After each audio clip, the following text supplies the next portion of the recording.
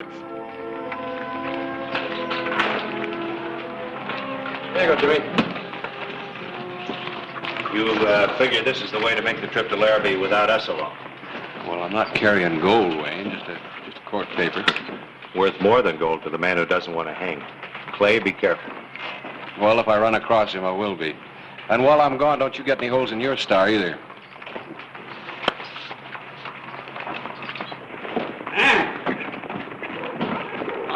Here, man. As your father, I got my rights. Stepfather. Maybe I could put up with you as long as Mother was alive, but I don't have... If you think you're going to run off like this... Watch me. You traveling, Miss Worth? As far as I can get from him and all I've known here. I didn't expect this kind of interference from the law. She's old enough to make her own decisions. Besides, those who know you won't think she's wrong.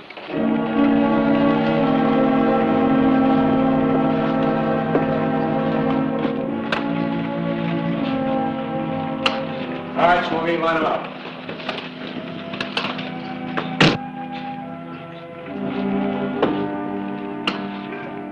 A sheriff often welcomes the chance to get out of town and away from trouble, even if he thinks he could be riding right into it.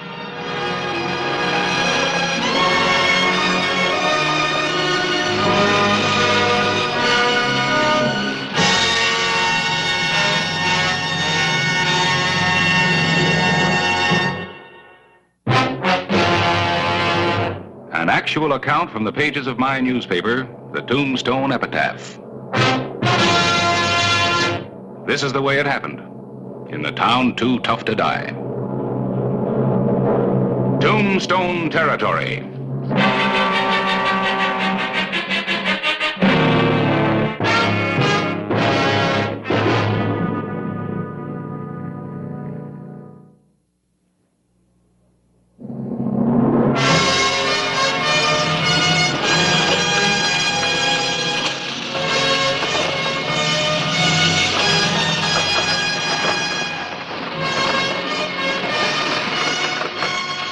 From Tombstone, it was a grinding 2 days' ride to Larrabee, if the coach got through.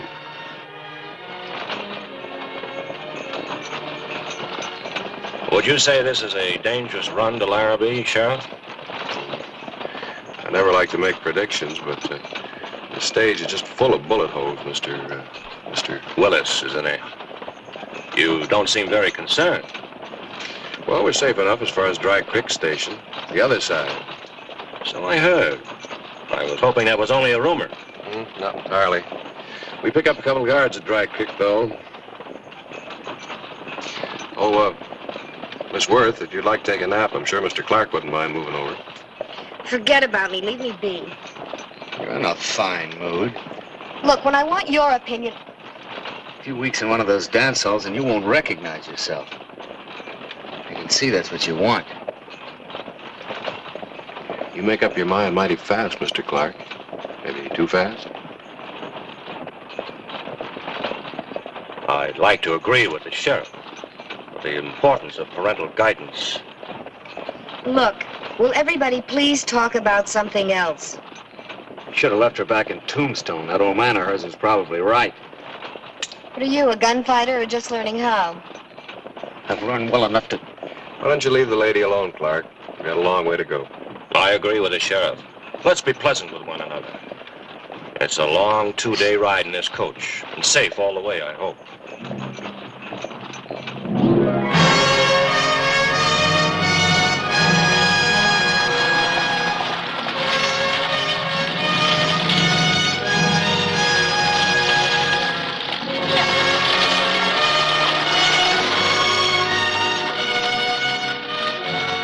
As miles roll by, a coach filled with 4 people seems to grow smaller, as tempers grow shorter.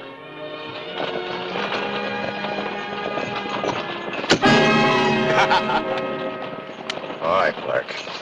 Well, what was that all about? I warned you about him, Sheriff. I just wanted to see how it was with the great Clay Hollister of Tombstone. I don't figure it'd be such a tough job after all. Clark, what's got into you? It's like sitting down next to a rattlesnake. Oh, it's not that bad, Miss Worth. He's just a boy with a lot of curiosity. Boy. He'll learn that guns aren't to be played with Look, if you think I don't know how, if he lives that long. I don't like the look of this country. wait till he gets on the other side of Dry Creek. Well, we're on schedule anyway. There's Silver Gulch.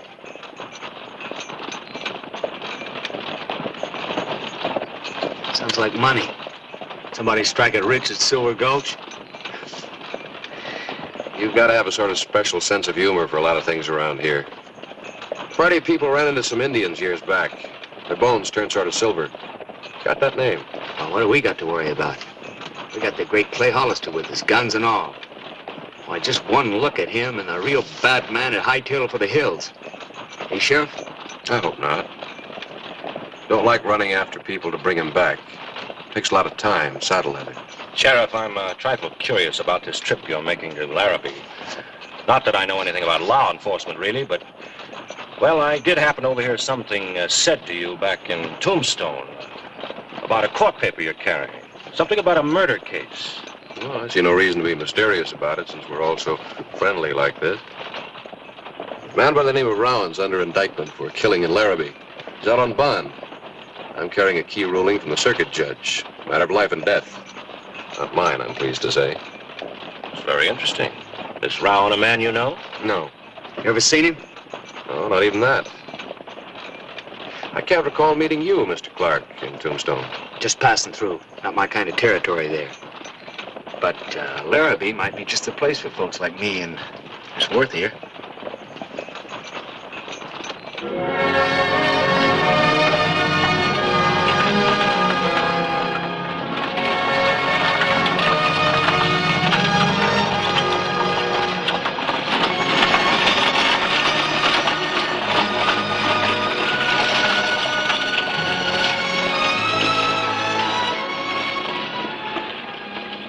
On an overland trip, passengers get to know each other real well, whether they want to or not. A girl like you run away from home and all shouldn't be crying. Whatever gave you that idea? So you're not crying. You sure don't seem to be very happy about getting out of Tombstone. I think you're so darn smart. Well, if there's anything I said... You think you could bother me, somebody like you? I guess not.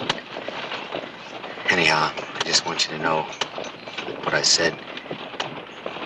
Well, I'm sorry.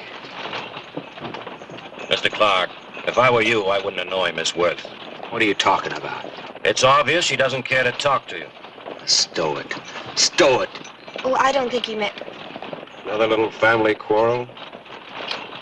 Just when I thought we were settling down. Mr. Clark had impressed me in his own way, of course, of being a really tough sort of man. Now I see he has a gentler side. Stow it. I was just fooling around a little to pass the time. Well, what are you staring at, lawman? I might as well tell you I don't think I can stay cooped up in here with that high-toned big man look of yours all the way to Larrabee. Now, Mr. Clark, I didn't mean to start all this.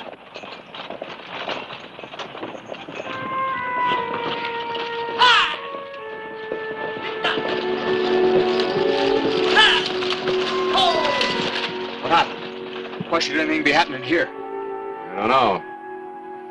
Might be a roadblock up there. Take it easy with that gun till we find out. Yes, if we just keep calm.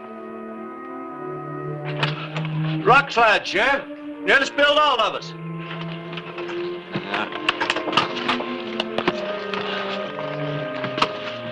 You might as well stay inside, Miss Worth. There's not much you can do out here.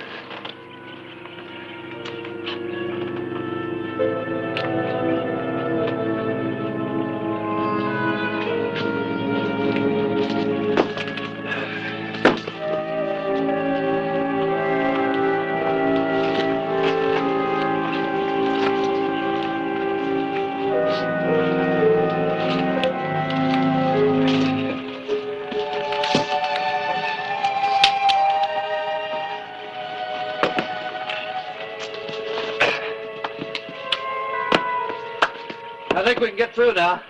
All right, Smokey.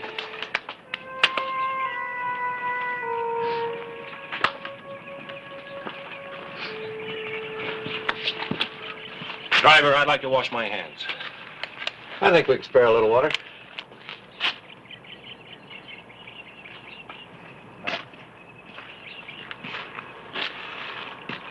May I help you, Miss Worth? Thank you.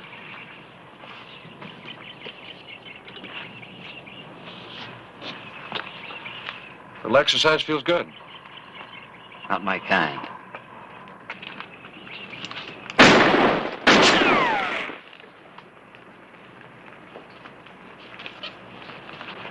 Not bad.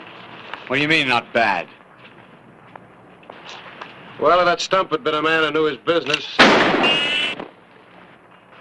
you'd have had a bullet in you just about the time you made your first move. That wasn't my best. No. Now, you're working under a handicap. I don't figure you've killed your first man or done anything really wrong yet. Maybe. When I get me a real big man. Come on, Sheriff. We've lost enough time.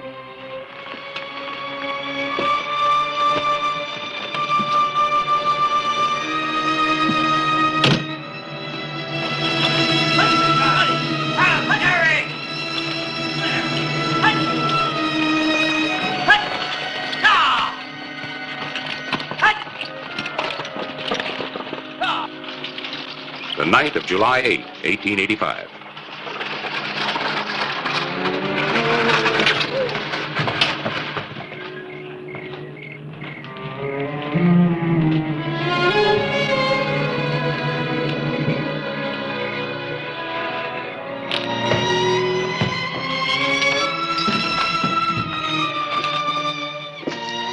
This is the ladies.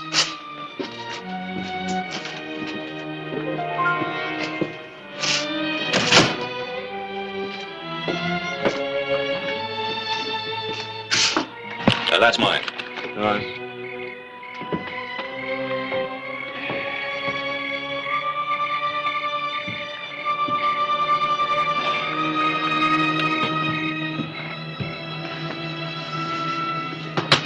Drink of your finest whiskey.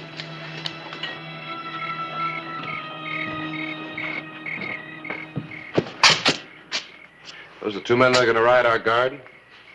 Never seen that pair before. Our two men better be here by morning, Sheriff Hollister. Yeah. Hollister? Not Sheriff Clay Hollister, the big man from Tombstone. Hey, couldn't be. Way out here so far from his protection. Those two horses out in front, are they yours? You asking questions, law boy? I don't see any warrant. You? No deputies either. The sheriff's acting pretty bold, I'd say. You worked them mighty hard today. They haven't been watered yet. Is that right? Did you hear what the sheriff says? My. Well, I'll tell you, Sheriff, there ain't much help on the station here. Only the agent there. And he's taking care of us, so, suppose you take 4 bits and do the job yourself. Can we share a room, Sheriff, if it's all right with you? Sure. I'd say they'd make a nice pair, wouldn't you? Just lovely.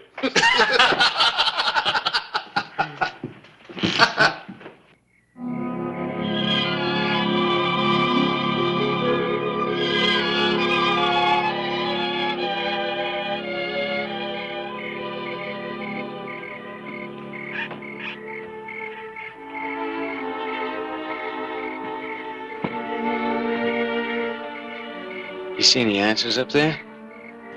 Am I looking for some? Maybe. You still think you did the right thing in running away from home? I had no choice. I had to leave. I left home when I was 13. It's a funny thing about running. Once you start, it's hard to stop. Do you want to? To stop? Yes.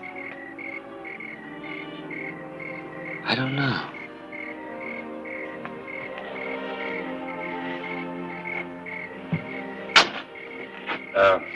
Dinner's ready. If you're hungry.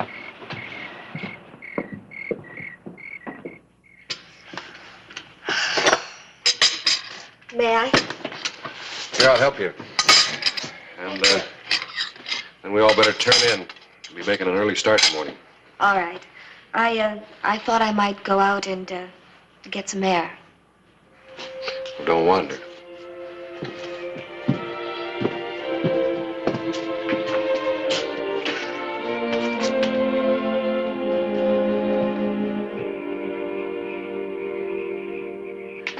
You still haven't watered your horses. Horses? I thought you were going to take care of that, Sheriff. Oh, take care of these while you're at it, will you? Nice and neat. The sheriff's a fine little housewife, I'd say.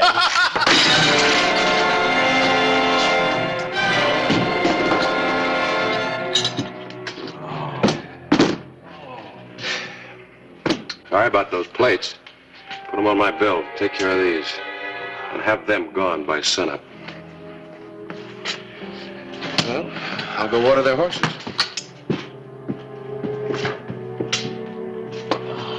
You fools.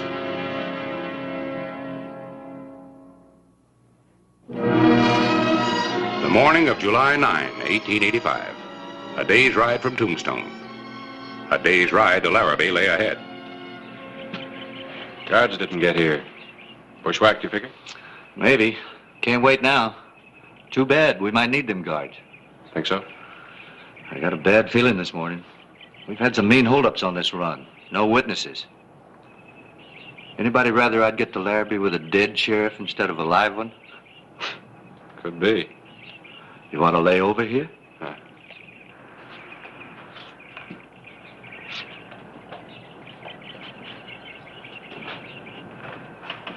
Mr. Clark.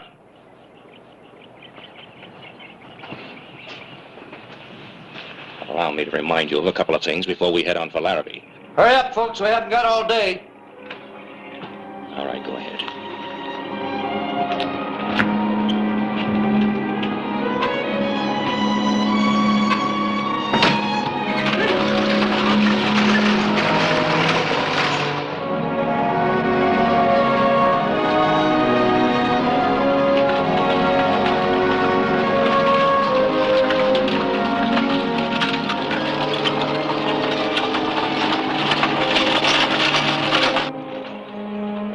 Say we're reaching the bad stretch now, Sheriff?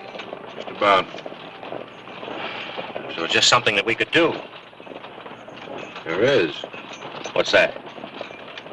Relax. Hope for the best.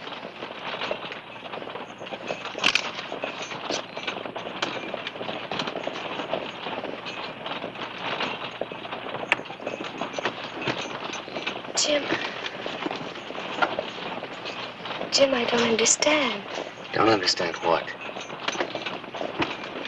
The way you were with me last night, I thought... That was last night. You can change this way? Ann, forget it. Forget it. Is that all you can say? That's all I can say.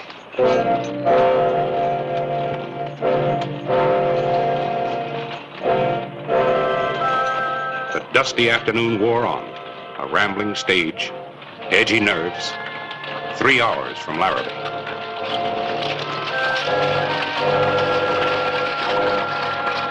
Whoa! Whoa, boy. What's this? You're kind of far from Larrabee. Too far, maybe. What's that supposed to mean? I don't like the look of things. Well, you must have been over this run 100 times. But not with the feeling I got today. And no guards. What is this, superstition? Not altogether.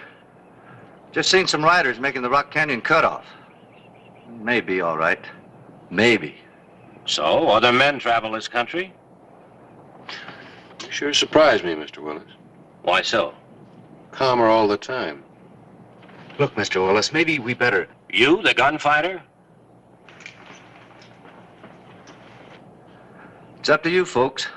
We can turn back now or see what happens if we barrel on through. Well, my business in Larrabee won't wait. I'm meeting these mining people. Miss Worth? It can't make any difference to me now. You, Mr. Clark? Run out the string. Don't matter to me. Well, there's your vote, Larrabee.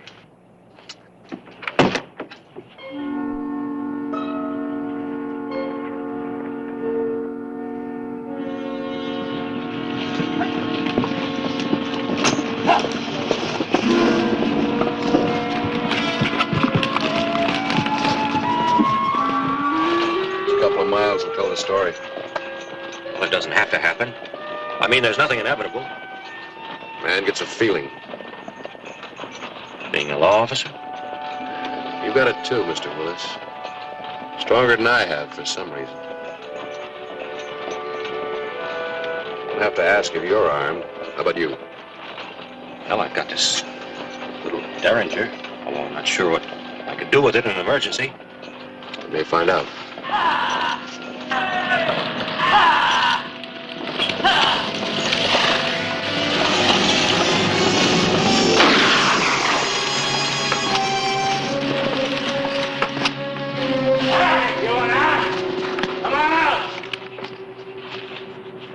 Keep those hands high. Stay here. No matter what happens, stay right here. Drop those guns.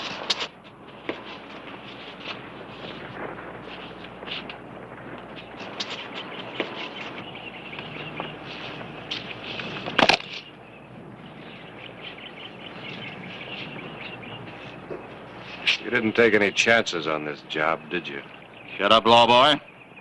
Tell your lady friend to get out. She's just a girl. She don't matter. Who says she don't? He's right. You don't have to bother her. Oh, this is going to be easier than I thought. Oh, let's keep it nice and clean. We don't want to leave anybody behind that's going to give us any trouble. That means you first of all, law boy. So step out here. Come on. A little further.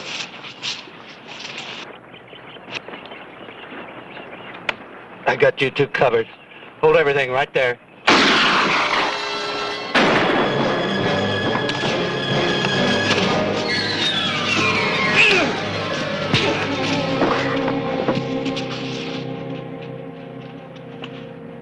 You had to kill him, huh, Willis? Yes, Sheriff, I did. You see, my name isn't Willis. I haven't really introduced myself. I'm Rowan. A man they'd hang if you got that court paper to Larrabee. That derringer suddenly grew. Well, like I said, in an emergency. But I've got one more surprise for you. All right, Clark. Just like I promised. You get your first real big man.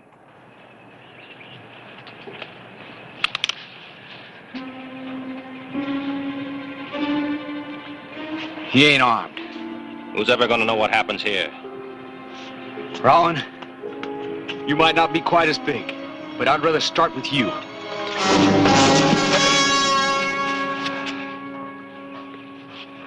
Stay just like you are, boy.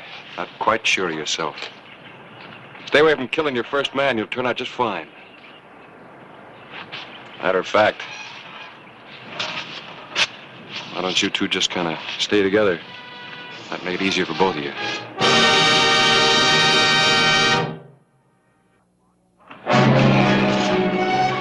Last trip to Larrabee and he knew it.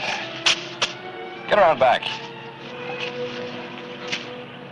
Clark, get some luggage rope and tie up our friend from the Dry Creek station. Yes, sir. Oh, and by the way, may not be much of a killer, but can you drive a stage? I still got to get to Larrabee.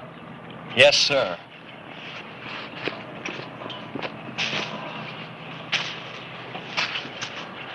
Got a surprise for you, Rowan.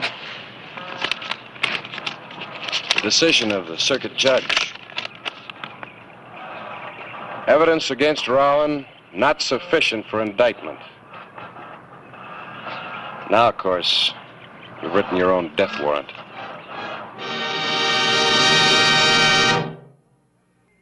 Whistle me up a memory, whistle me back where I wanna be, whistle a tune that'll carry me to Tombstone territory. If your past has run afoul of the law, it's a handy place to be.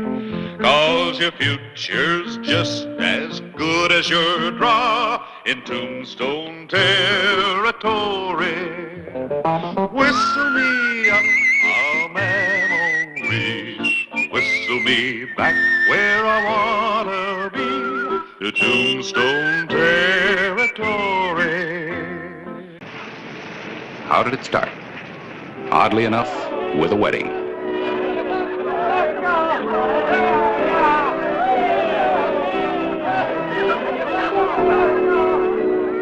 Pop Tuttle could have been married in his own town of Benson, but he had his own good reasons to be married in Tombstone. Better move to Benson, folks, where life is good.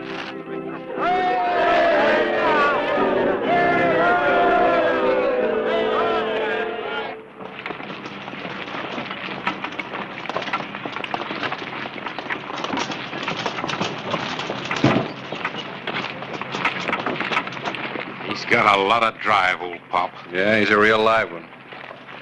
He's got more nerve than either one of us. Well, he got married, didn't he? He's twice her age. Ooh. Hello, Mansfield. No hard feelings. Get out of Tombstone, Tuttle, and stay out. You're going to lose the county seat, too, Mansfield.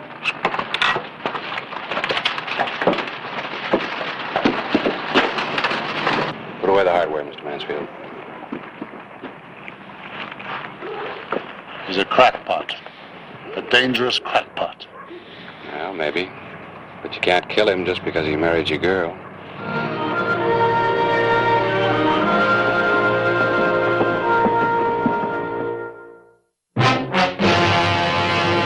An actual account from the pages of my newspaper, the Tombstone Epitaph. This is the way it happened. In the town too tough to die.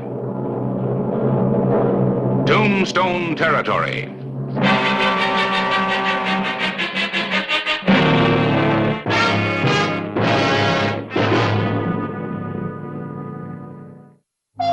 July 8, 1882. Pop Tuttle had certainly become a controversial character in Tombstone. A truly surprising man.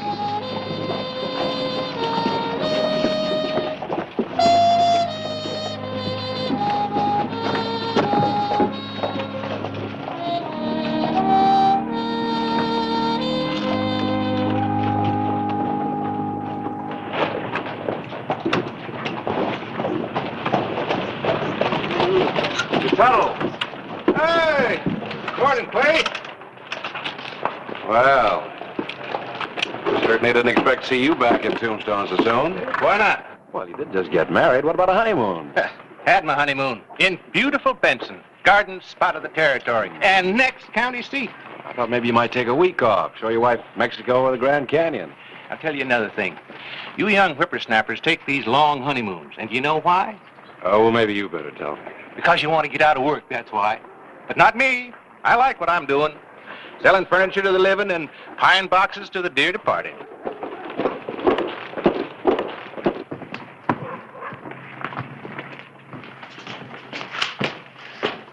Well, hello, Pop. Howdy, Harris. Congratulations. I hope you'll be very happy. Thank you. I can't help but be with Grace. She's a hummer. Bright-eyed, bushy-tailed, and young. No more worn-out females for me. My other wives just couldn't stand the gaff. Here's that ad I want you to run. For your furniture store and funeral parlor? Nope. They'll take care of themselves once I get the county seat away from you fellas here in Tombstone. I'm not so sure I should print this ad, Pop. The merchants in Tombstone are going to like it. Well, I'm not sure you can refuse. That is, if you want to stay an honest editor. You are one, aren't you?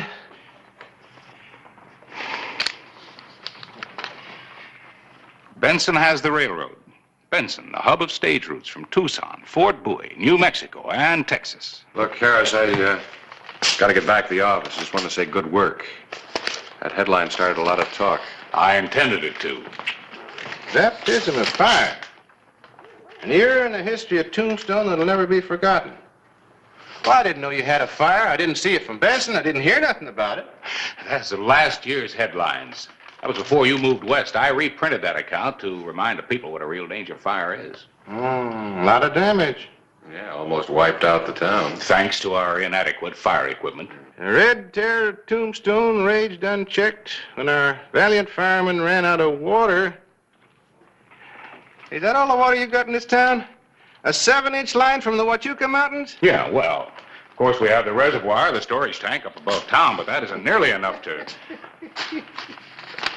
Now look, Pop. Here, I'm going to change my ad.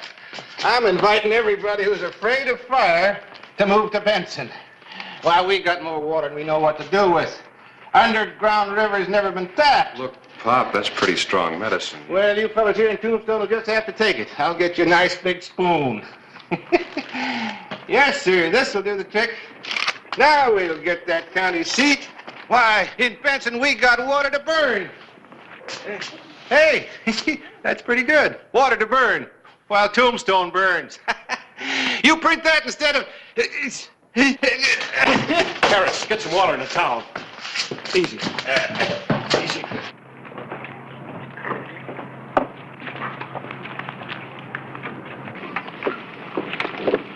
Grace. You weren't at my wedding, Howard. I warned you not to. Why? He asked me to marry him. Took me away from that. Gave me a name. A name? You know I always wanted a name, Howard. But you were more interested in having your name on Tombstone. Well, it just might make you rich. You made a big mistake. No. I know what I'm doing, Howard. In Benson, I'm Mrs. R.C. Tuttle. I belong to a club. You? What kind of a club? I don't know yet. I've been invited to meet the town women in a home, not a whiskey-soaked saloon. You won't be happy. Good day, Mr. Mansfield. Grace is coming. We better help her get him to a doctor. No, Grace can't know about this. Well, now, wait a minute, Now, Pop. boys, you gotta promise me. Not a word about this to anybody. Not about me falling or stumbling or nothing. Look, Pop, it's all well and good to be proud, but... I'll be with you in a minute, my dear. Boys, you gotta promise me, especially Grace. She can't know. All right. If you'll promise that you'll see a doctor. Of course I'll see a doctor. In Benson. They got better doctors there.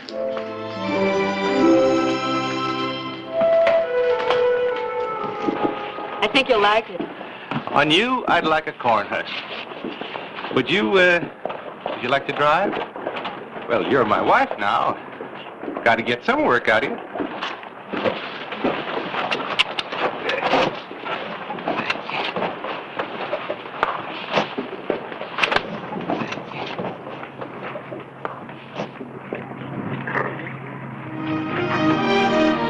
The morning of July 9, 1882. Well, you think we can talk the city council into voting the money? We have to. We need that pumper. It looks kind of like a steam engine. It's almost what it is. It's a steam pump. Steam from the boiler operates a pump. That thing will throw a big stream of water clear over a 2-story building. Sure ought to do the job until we run out of water. I thought you'd be here, Clyburn, since you weren't at the epitaph where you published this filth. What are you, a Benedict Arnold? Ah, just a minute. Now, wait a minute. What's this all about? You know what it's about. Bringing this trash for Tuttle. Telling people to move to Benson because Tombstone's a fire trap. He's a crackpot. All right, you, Sheriff. Yes, Mr. Mansfield? What do you plan to do about this nuisance Tuttle? Well, I might try to get him a medal. A medal? Yes, you see, I think it's a good idea for Tombstone to feel that it might lose the county seat. What kind of nonsense is this? Well, now, maybe you'll do something about your town. Back us up. Clay and I are going before the council to ask for $10,000 worth of new firefighting equipment. $10,000? That's ridiculous. We'd have to pay for it in taxes. That's right. Well, I'm going to fight you and get everybody I know to fight you. What we've got's good enough. You take a chance on being burned out again for a few tax dollars. 10,000 isn't a few dollars. And if I get burned out, I've got insurance. Yes, I know that. You're well covered, Mr. Mansfield. But most of the rest of the merchants out there with their board and batten shops haven't got a dime's worth of insurance. Well, that's up to them. Most of them can't afford it. After last year's fire, insurance comes pretty high in Tombstone. I think that's pretty cheap protection.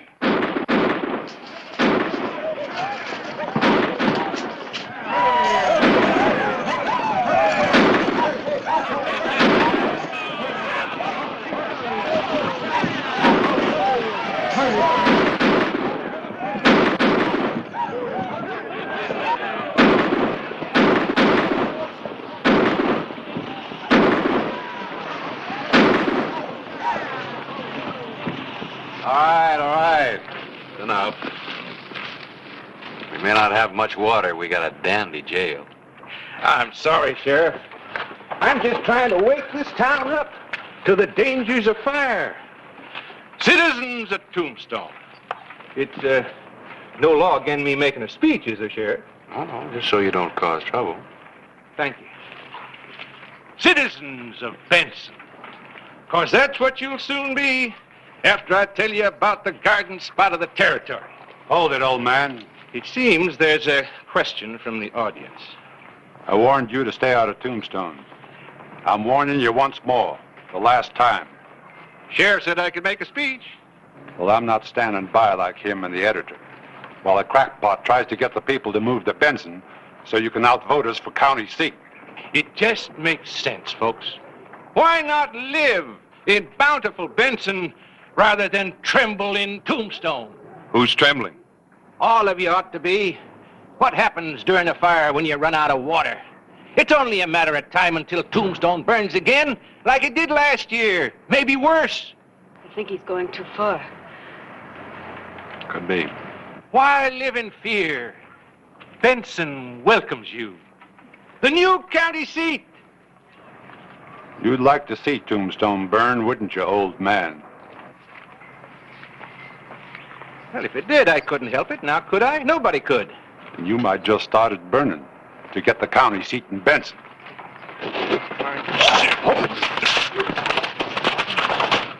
No, partner. Let him come, Hollister. The old goat asked for it. But I'm coming in to get it. Now you're asking for it.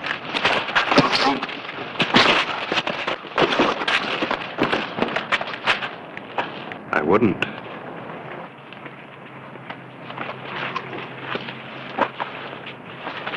I won't forget this, Hollister. Well, that's good. I tried to hit you hard enough so you'd remember. It's the last warning, Tuttle. Stay out of Tombstone.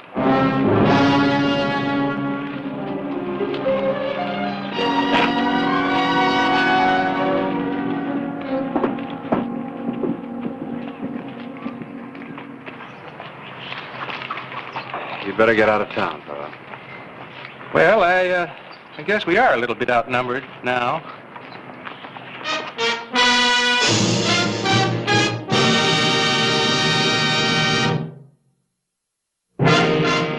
July 11, 1882. True to his word, Howard Mansfield had not forgotten the beating dealt him by Clay Hollister. There was bad blood, and it was boiling. Hello, Clay. Oh, Grace. I just drove in from Benson. Mr. Tuttle doesn't know. Things look bad. Yeah, they look bad here, too. The people are really up in arms about the way Tombstone treated Mr. Tuttle. They might do anything. Such as? Some of them have been drinking, you understand. Yeah, some of them been drinking here, too. They want to march on Tombstone.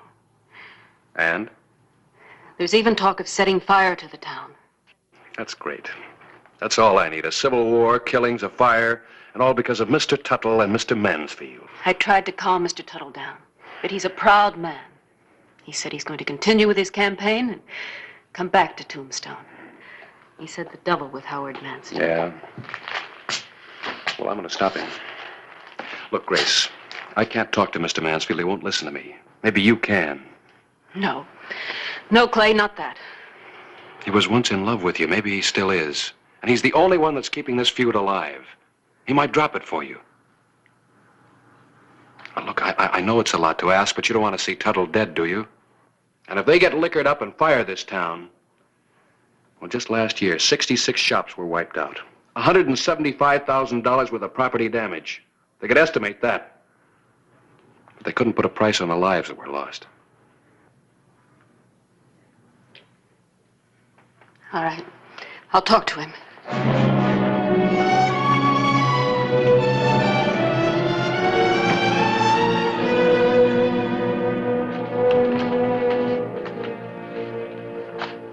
Yes, Mrs. Tuttle? Howard, I came to talk to you about Mr. Tuttle and the people in Benson. Yes, Mrs. Tuttle. They're angry, Howard. Dangerous. They may come to Tombstone, and there's talk of fire. Fire? You're his wife. Why did you come to warn me? Well, there are a lot of people to think about. You never used to think of other people. Only us.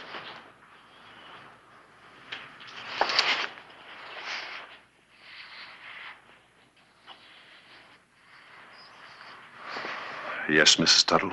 You don't have to keep calling me Mrs. Tuttle.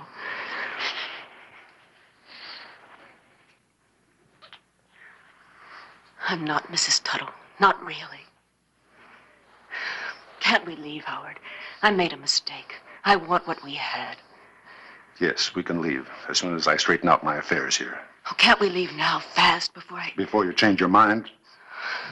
I won't change my mind. But it'll be a lot easier for everyone if we leave fast. I'll pack and leave as soon as you say. Leave him tonight. Tonight. It won't take me long to straighten out my affairs here in Tombstone. I think Tombstone's had its day already.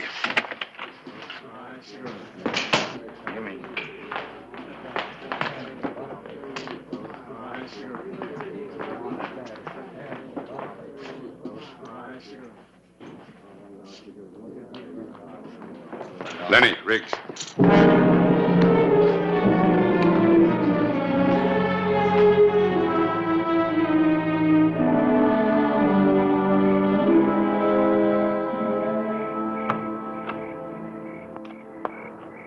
Grace. I'm leaving, Mr. Tuttle. I was coming by the store to tell you.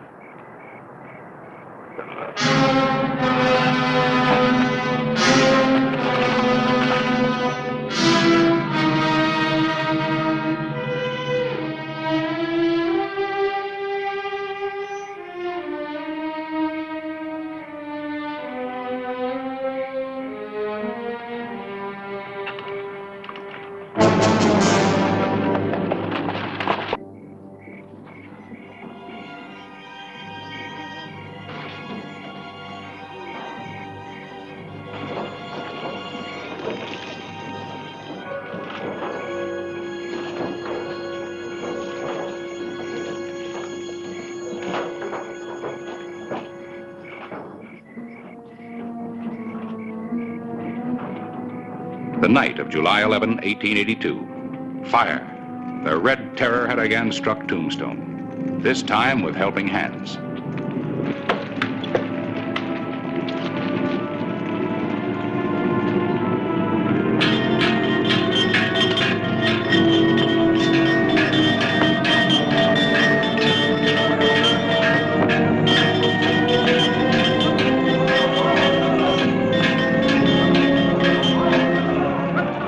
Every volunteer firefighter was the sure knowledge that our so-called fire wagon was inadequate.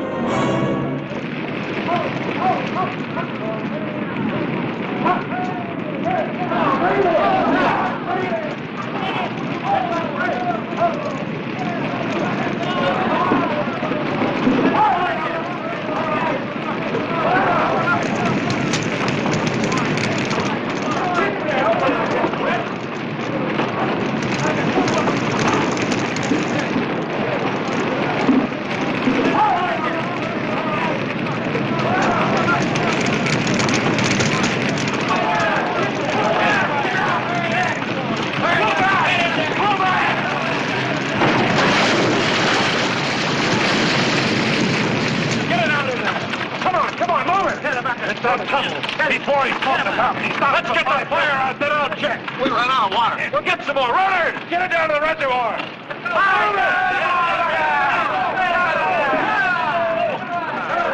Get some more water.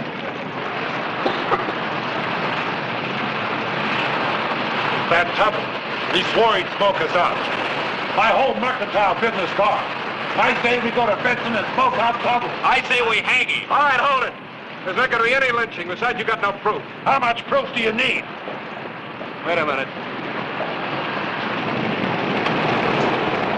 Grace, where's Pop? I left.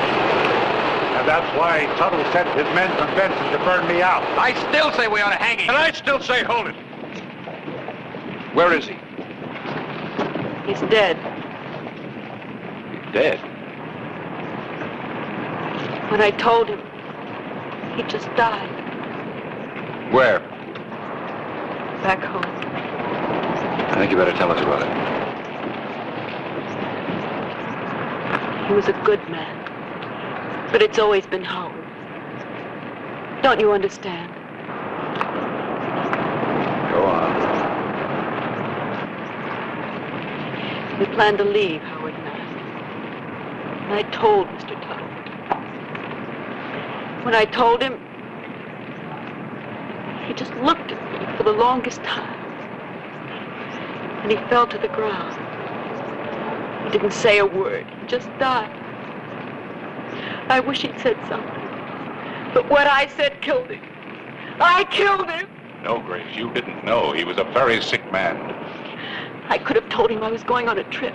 But I did the right thing, didn't I? Telling him I was leaving. Telling him the truth.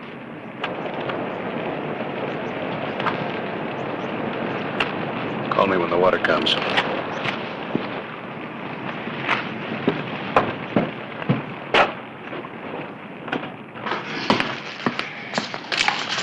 Don't do it. Put him on the bar. Now move back to the stairway. Give me your right hand.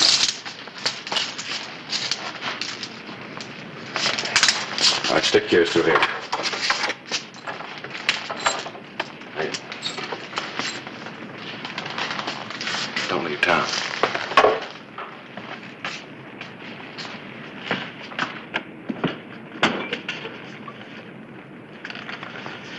You might just as well throw those insurance papers in the fire, too. For all the good they'll do you. What do you mean? Well, Tuttle didn't start that fire. And the only people in Tombstone who aren't fighting it are you and those two apes at the bar. Well, that doesn't prove anything.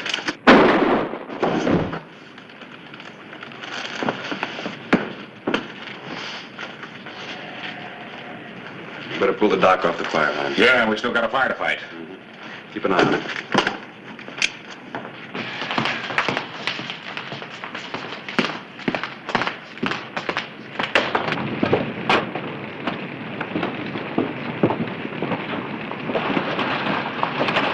Saw the flames on the road to Benson.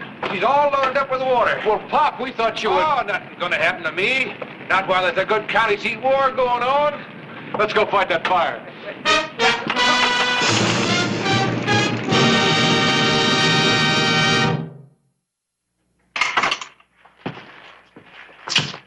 Mansfield doesn't like my jail.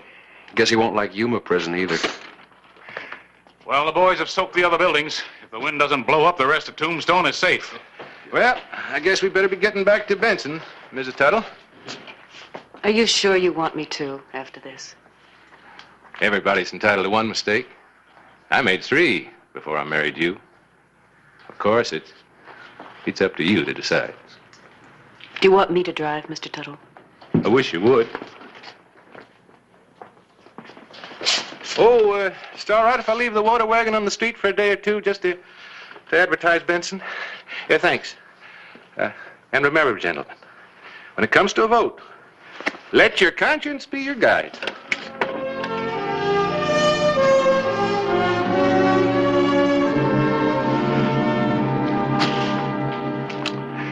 What are we going to do about that man?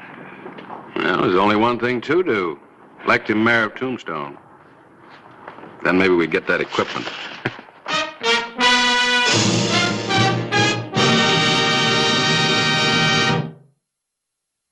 Whistle me up a memory. Whistle me back where I wanna be.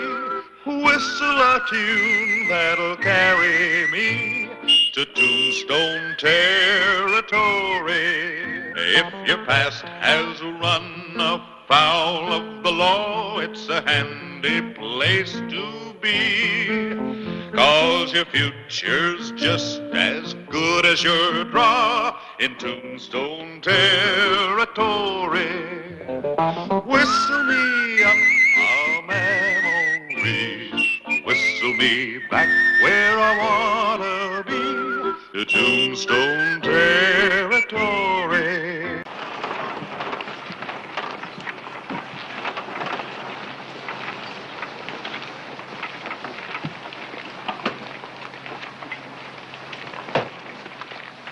You're early. Harper won't be here until tomorrow. Well, I like to rest up before a job. You got any baggage? I'm wearing it. Clay, look who just flew in from Tucson. Oh, I didn't know Caswell was that scared. Maybe he's just being practical. Young Harper gets in town tomorrow. He's awful fast on the draw. So's Caswell. I've got horses at the livery stable. Caswell is 55, Harper is 24.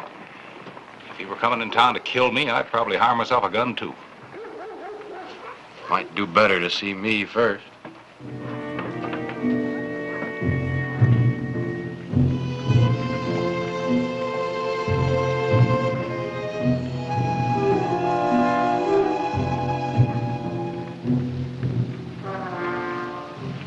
Caswell. Introduce me to your friend. Chuck Ashley, Sheriff Hollister. You passing through? Stop by for a visit. You get a short one. We don't want gunfighters in Tombstone. Man's entitled to protect himself as he sees fit. Just mind your own business, Hollister. Your feud with the Harpers has reduced both families to the last man. Why don't you drop it? Tell that to Harper and see what it gets you.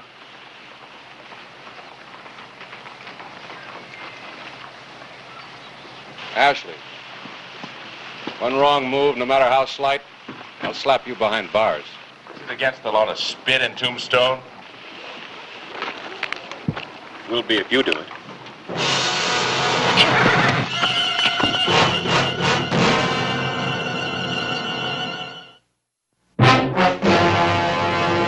An actual account from the pages of my newspaper, the Tombstone Epitaph. This is the way it happened, in the town too tough to die. Tombstone territory.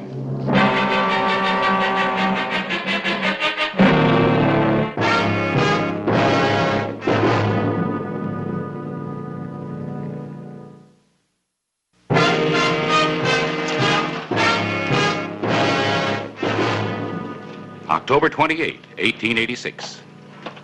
It was trouble that came to Tombstone on the following morning, and its name was Jeff Harper.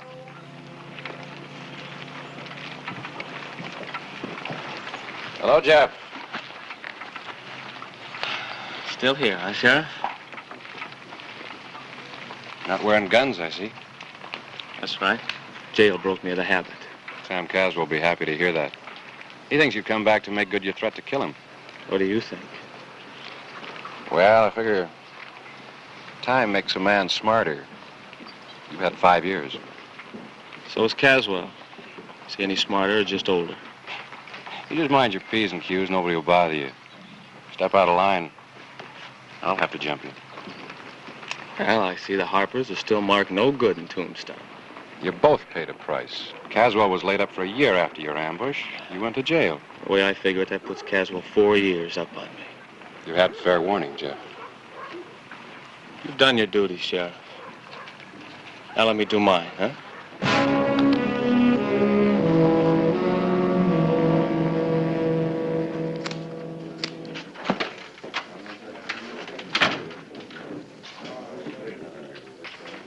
Take a look, Rafe. $10 says he's dead by morning. 20 says Caswell gets it first. You're on. Jeff!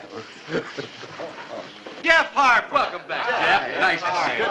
Welcome back, Jeff. Thank you, Joe. Set him up, Joe, and make it doubles for Jeff. Oh, hold on. It's been 5 years since I've even smelled this. Here's to our friend Jeff, huh? Here to you, Jeff. You bet. Wow. I didn't know I had any friends left. Why, I've always been fond of you, Jeff. You know that. Hey, Caswell's been getting right prosperous since you were away. Land, cattle, horses.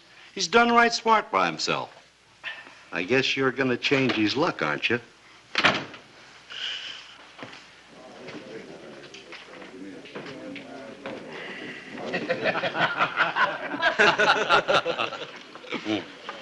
Look towards the door. His name's Ashley, a gunfighter from Dodge City. Caswell brought him into town yesterday. He don't give you half a chance, does he?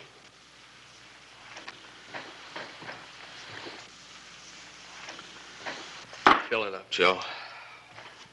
Go easy, Jeff. I said fill it up. Do as he says, Joe. I'm paying. You're a real friend, aren't you?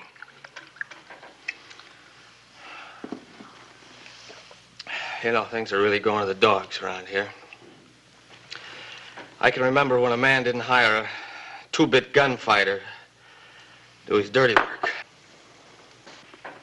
You know, boys, I met a lot of two-bit gunfighters in jail. Tall ones, short ones, fat ones, skinny ones. All kinds. All kinds, and they all had one thing in common. There wasn't a man among them. Barton. Buy the loudmouth a drink. I buy my own. I said buy the loudmouth a drink.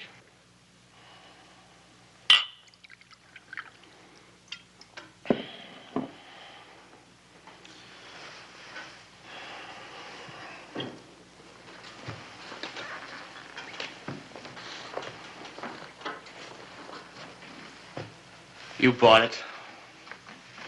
You drink it. Let's see how much of a man you are. Give him a gun, somebody. I'll take care of you when I get good and ready. I say you're ready right now. You give him a gun. Don't worry, Jeff. You can take him. Hold it. You build your reputation by killing men after they've been drinking? Easy, Sheriff. I've got no quarrel with you yet. Oh, is that a threat? Well, now, why should I threaten you? Star, no star. We're just alike. Hired guns, that's all we are.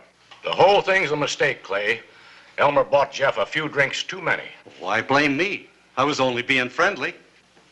Yeah. Hey, we all know you, Elmer. You're a man's best friend. All right, Jeff, let's go. You're just not happy unless you're pushing somebody around, are you? Boy, you sure make it easy for a man to dislike you. Now start moving.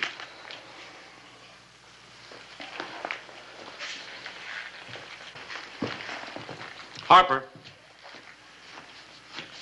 Next time we meet, wear guns. And leave your nursemaid at home.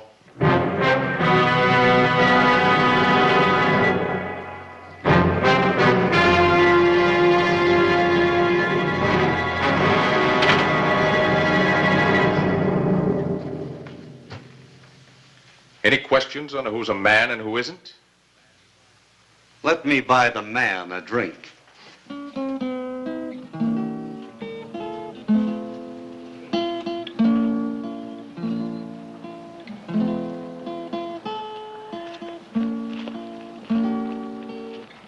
What'd you bring me here for? Want to show you something? Boy, I got a headache. Yeah? Maybe this will cure it. Some of your relatives, Jeff. Pete, Joe, Mike. Some of the Caswells. There's Lem and Bert, Dan, Eddie. This is a particularly interesting one. Terry Wayne, 1881. He wasn't either a Harper or a Caswell. Came out here from St. Louis with his wife and 2 kids to make his fortune. Got a job with the Caswells. 2 days later, he was killed in a Harper ambush. He didn't even know what he died for. Is that the tradition you've come back for? Don't you think I'm sick of this whole thing? I don't want to kill Caswell. I just came back to sell my land. I want to go to California, where nobody's ever heard of the Caswells or the Harpers. Everybody starts pushing me around. Even you. I can only act on what a man does and says. You still think I'm a killer? It's Caswell that needs reassuring. Oh, no. No, not as long as he's got Ashley. And the feud goes on and on. You can stop it. How? By telling Caswell just what you told me. You wouldn't believe me. Look, he's stubborn, but he's not stupid. You can get through to him if you really want to. Well, I'll give it a try.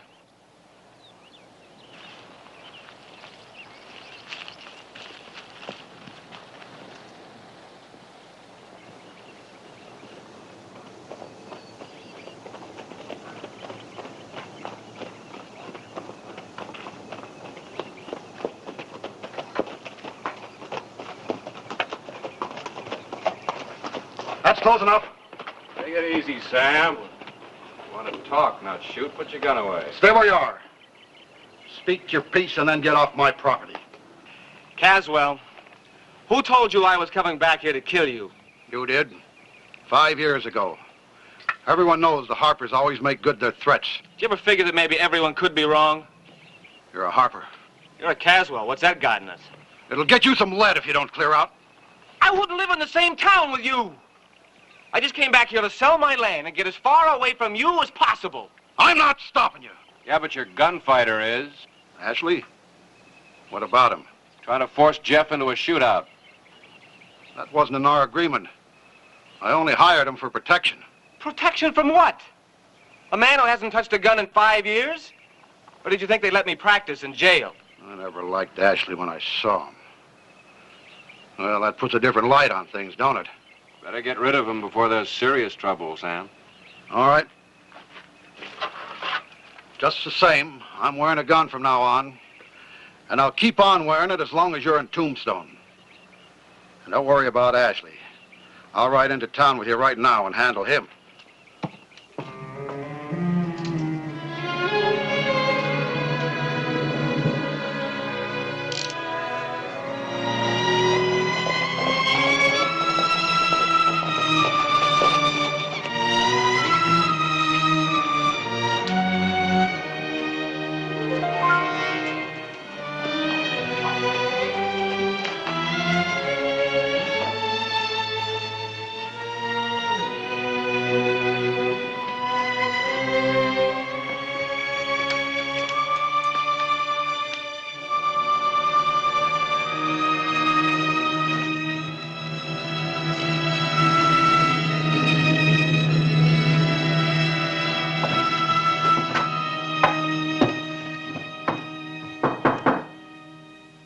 Come in.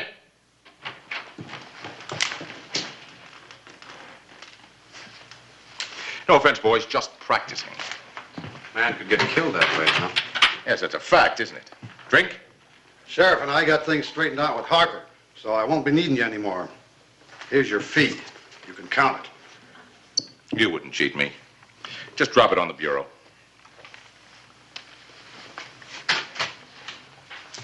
Had a nice town here, Sheriff. There's a westbound stage leaving this afternoon. And one tomorrow afternoon, and one the day after, and one the day after that. Why the hurry? Look, Ashley, there's nothing to keep you here. You're wrong. Both of you. See, Harper said things that no man's ever said to me. It was the whiskey talking.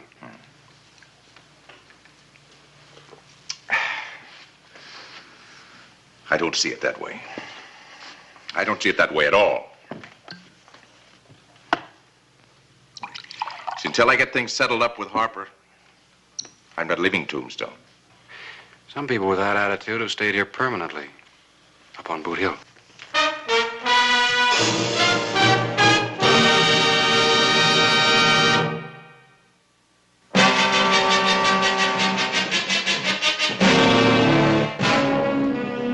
afternoon of October 28, 1886, marked the end of the Harper-Caswell feud and the beginning of more trouble. Well, don't let me disturb you. You're not. Just thought you might like to see a proof of next week's headline.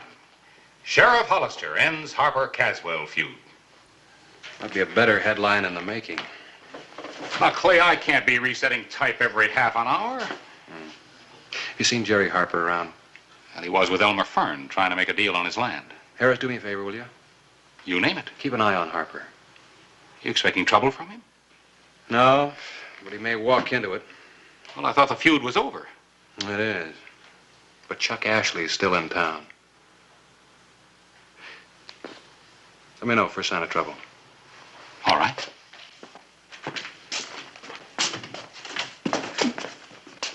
Hollister? Yeah? Aren't you going to do anything about Ashley? He hasn't committed a crime yet. What are you going to do? Wait until he kills somebody? I'll take care of Ashley when I think it's the proper time. I'm telling you, the time is now. I'm getting real tired of you, Caswell. You make a mess and then you expect other people to clean it up for you. That's your job, Hollister. That's what you're paid for. Clay! I can recommend that gun highly. It's a veteran. Pick it up. $10 Harper refuses. $10 says he don't. What are you waiting for? Your nursemaid to come pick it up for you? I've heard it said that the Harpers are a fighting family. Are you sure your name is Harper? Leave it alone!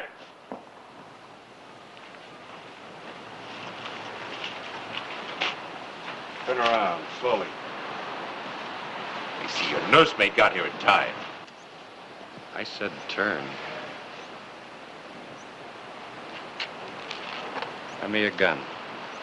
There's no law in Tombstone that says a man can't carry his gun. There is now for you. I get $500 a job. What's your salary? I'm waiting for your gun. It always seems to narrow down to you and me, doesn't it, Sheriff?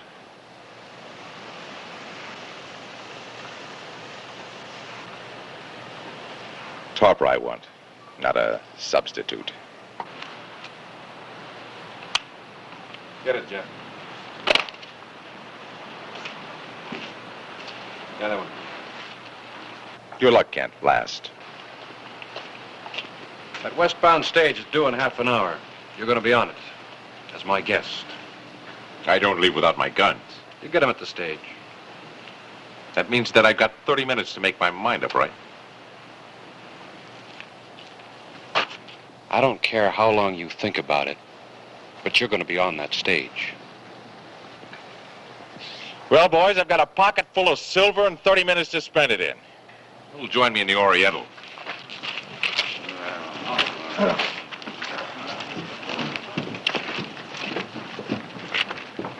I was going to pick up that gun. I know. I saw you go for it. So did I, Jeff. Some people will say that I saw you coming, that it was just an empty gesture. It doesn't matter what they say. Yes, it does. It does to me. You've left me no choice, Sheriff. I'm going to have to prove them wrong.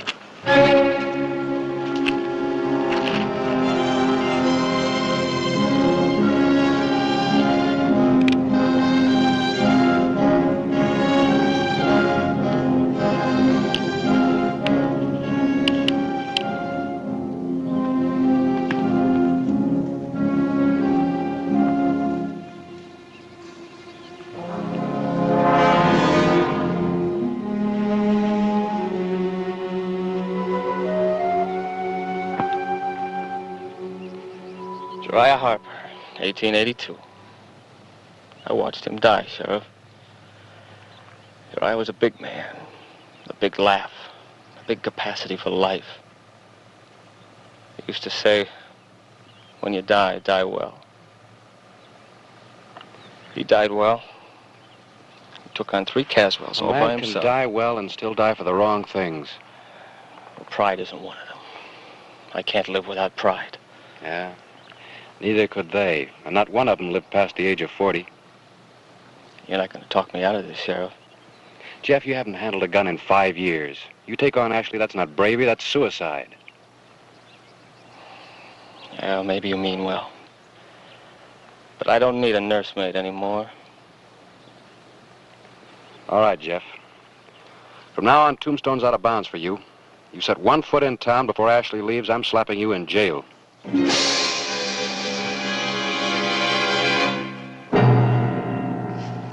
Believe me, Hollister, I didn't expect all this fuss. I was only trying to protect myself against Harper. I'm 55 years old, Hollister. Life becomes more precious to you as you get older.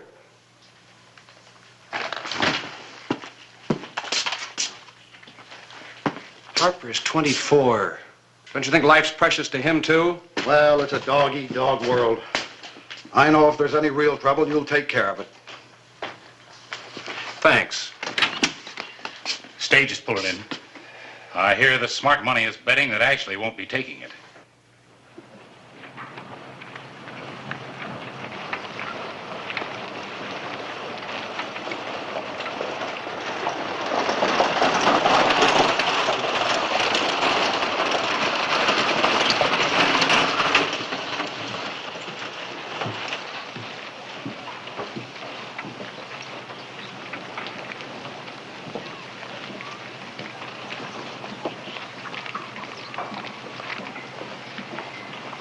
Well, boys, do I take the stage or don't I? $30 says Ashley don't take it. $60 says he does.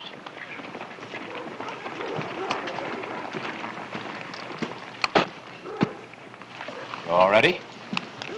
May I have my guns, please? Certainly.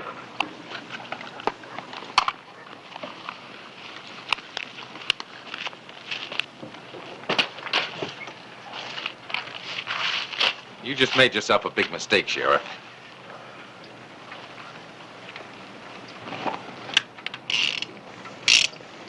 Something wrong, Ashley? There were bullets in these guns when I gave them to you. Oh. Buy yourself a new supply in Tucson. Let's go. Step aside, Sheriff. I've got some unfinished business with Ashley. You're wasting your time, Jeff. There are no bullets in his guns. Get out of the way. I'm telling you the truth, Jeff. You're through telling me anything. Now step aside. Look, there's no point in challenging an unarmed man.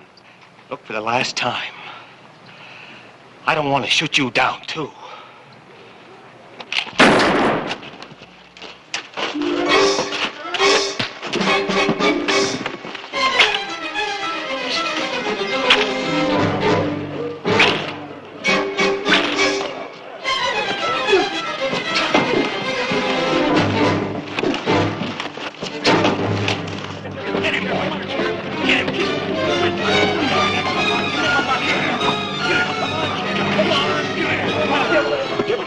Come on, Ashley. Come on, Sheriff. Come on, Ashley. Get him, boy. Get him.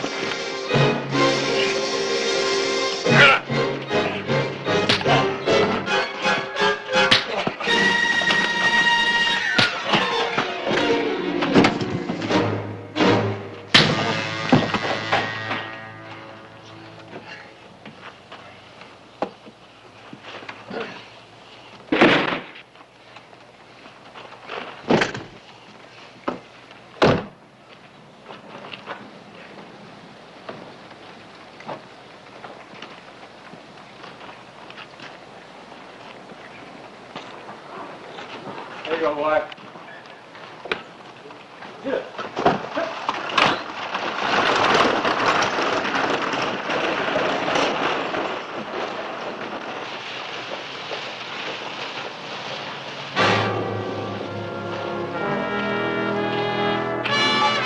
Satisfied, Caswell? Earned my paycheck this month?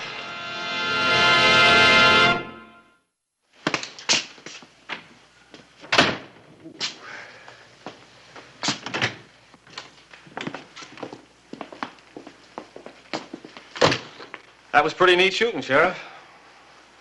Well, I've had 5 years more practice than you have. You gonna need this in California? Yeah, I probably would. That's why I've decided to stay here.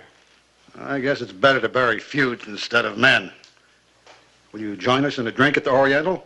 No, thank you. That doesn't come under the heading of official business. Hollister, you're getting to be as hot-tempered as I am. I never saw you beat anybody the way you beat up Ashley. What came over you? Well, it's easy. Every time I hit Ashley, I thought about you. Guess I deserve that. Let's go down and get that drink and see if we can get to know each other. Well, Harris, what's your new headline for next week's Epitaph? It's 3 days till deadline. Knowing you, I think I'd better just wait and see.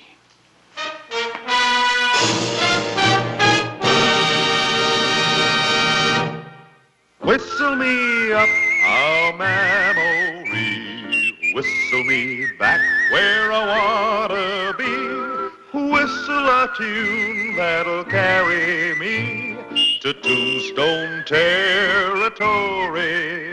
If your past has run afoul of the law, it's a handy place to be, 'cause your future's just as good as your draw in Tombstone territory. Whistle me up a memory, whistle me back where I wanna be, to Tombstone territory. 1885.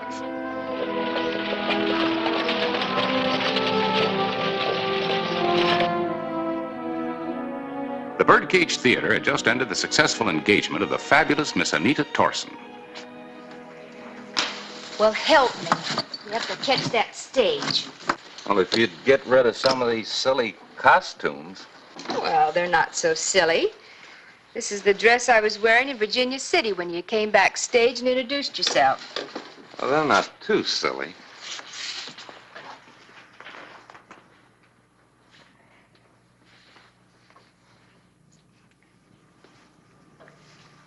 What's wrong? Nothing. I've just heard a lot of broken promises. Oh, marriage? Well, the promise is in the future, and it's almost within reach. After this? Come on. We got to get that stage. Oh, sure. If it isn't running for a stagecoach, it's running for something else.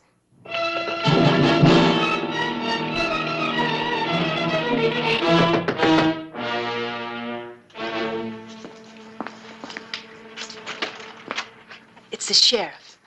Hurry, get out of here.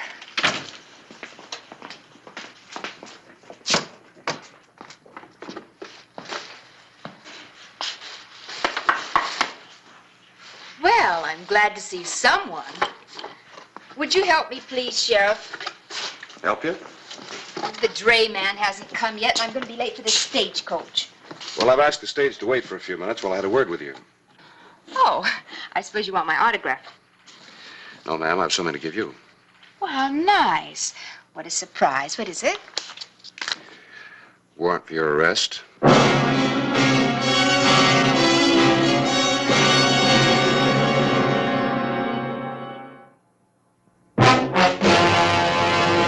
An actual account from the pages of my newspaper, the Tombstone Epitaph.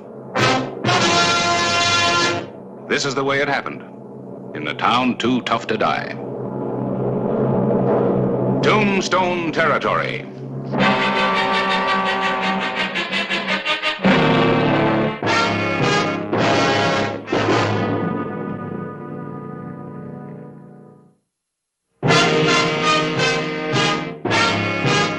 What kind of nonsense is this?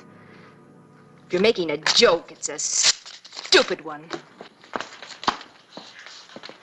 It's no joke, ma'am. In the last 6 months, there have been 8 stagecoach robberies. Question is where the loot's hidden. The authorities in Tucson seem to think you might have the answer. Well, I suppose you think it's hidden on me. No, ma'am, not on you. In your trunk. Oh, now, Sheriff. I'm sorry I lost my temper, but, well, this is ridiculous, and I'm in such a hurry. See? Nothing but costumes. Now, can I go? Surely, ma'am, as soon as I finish searching.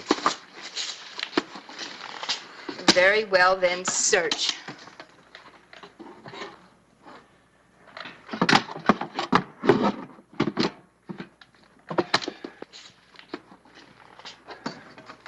is so embarrassing. And we're wasting such valuable time, and the stagecoach is... We'll wait. The dresses.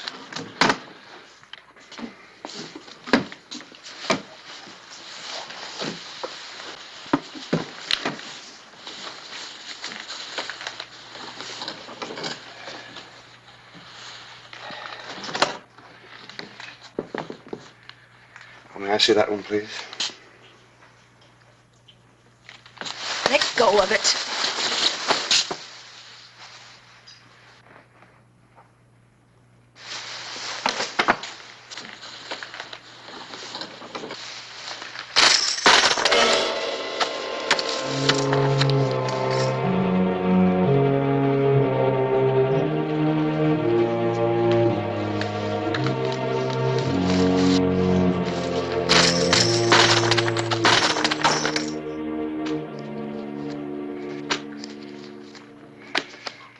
Is that about all of it?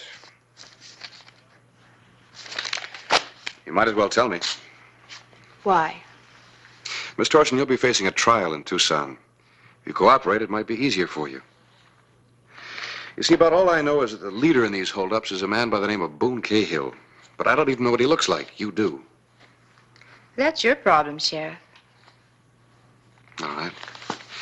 But it's quite a stage trip to Tucson. Maybe you'll change your mind on the way. I'm getting off at Benson. Tucson. All right. But it is a long ride to Tucson, and you just might meet Boone Cahill along the way. You'll spot him all right, because he'll be the one shooting at you.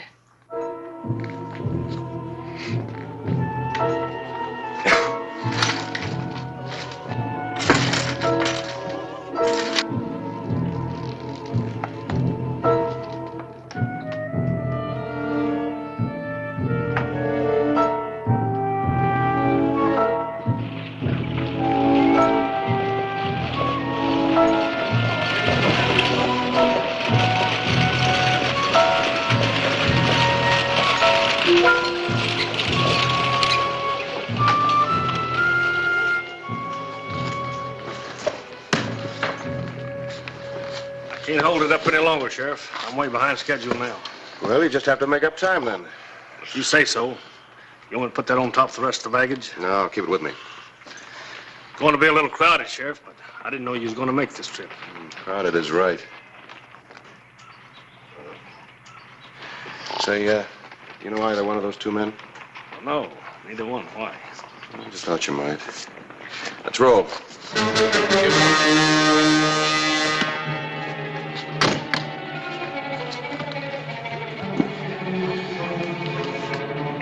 Get up, Brownie!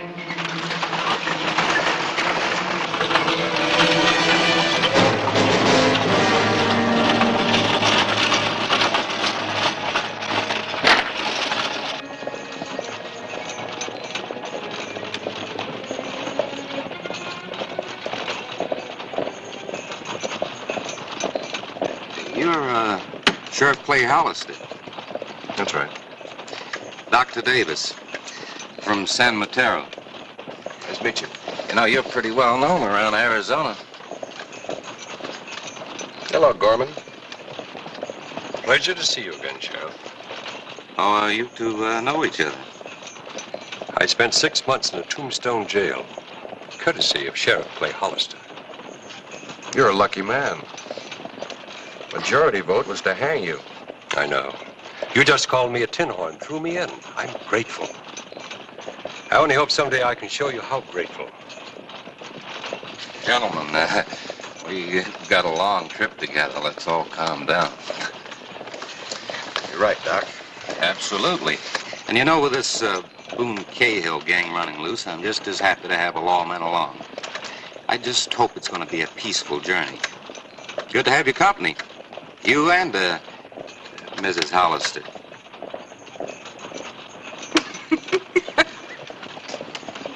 Gentlemen, this lady is my prisoner. So during our stops, I'd appreciate it if you neither spoke to nor approached her.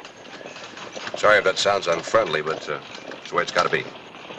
Of course, Sheriff. You're only doing your duty. Why, sure. Aren't you afraid she might escape? Healthy woman like that? And only one sheriff to handle her. Just remember what I said, Gorman. Well, it's going to be a long trip. Good night. That was a very impressive speech, Sheriff. Afraid there might be a gentleman on the stagecoach who might try and help me. Doesn't it come through to you that their problem is to make sure that you don't testify? There's only one way that they can make sure. Well, I'm not worried, so don't try to frighten me. Besides, I don't want to betray my... Betray your friend? The gentleman that killed an unarmed stage agent? The friendly fellow that pistol whipped the passenger to death? Boone Cahill never murdered anyone. Would you care to talk to the agent's widow or his kids?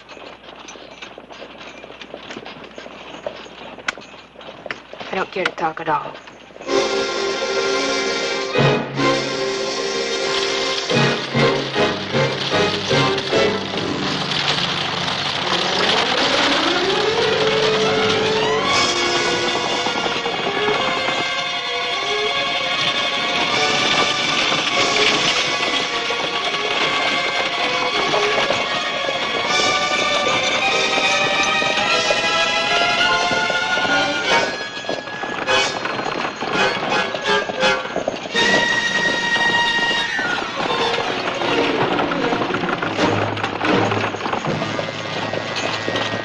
What are you doing? Man, can't you see that buckboard up ahead? Must be some trouble. Stopping for him. No, you're not.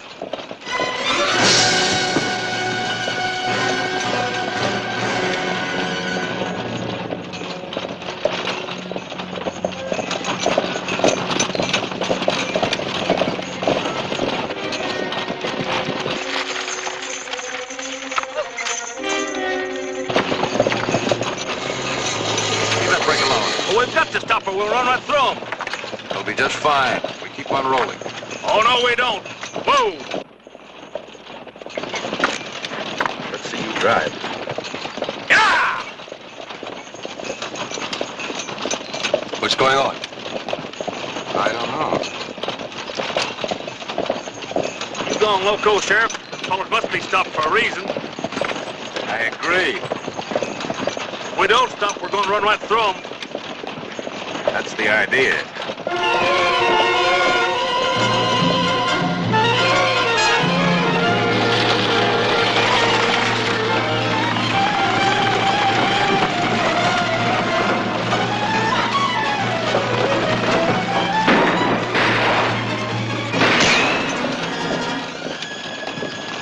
No, don't shoot. We'll only rile them.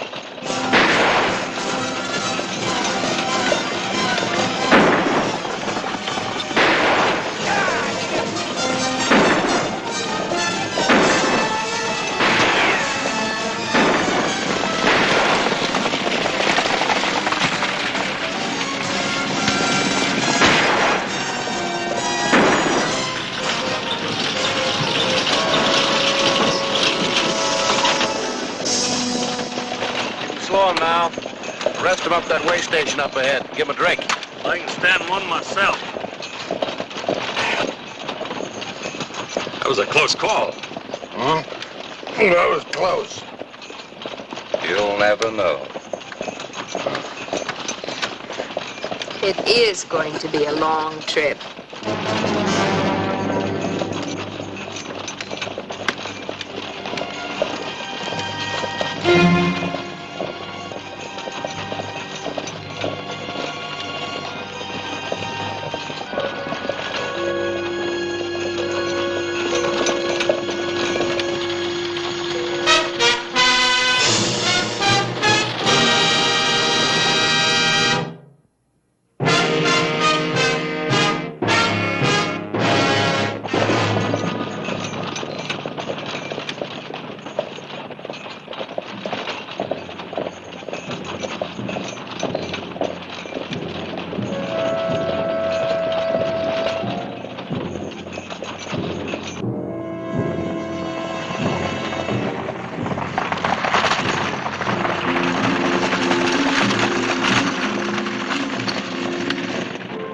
The afternoon of August 12, 1885.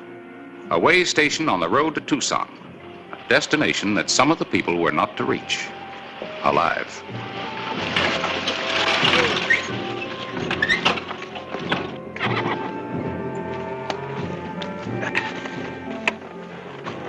Who were they back there? Highwaymen? Yeah, or Boone Cahill's bunch. Same thing. Would have been wiser to stop and be robbed. Might have all been shot. You weren't. Say, you get a little drink in there? Yeah. You can also get food. Well, you go to your church and I'll go to mine. Driver, you gonna water your horses? After I get a drink.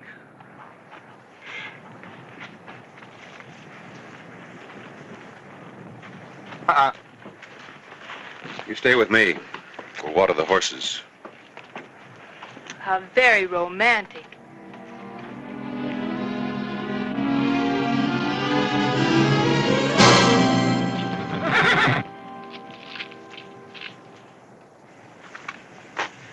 I'm starving. You think more of animals than you do of people? Sometimes it's hard to tell the difference. One thing, animals don't try to knife you.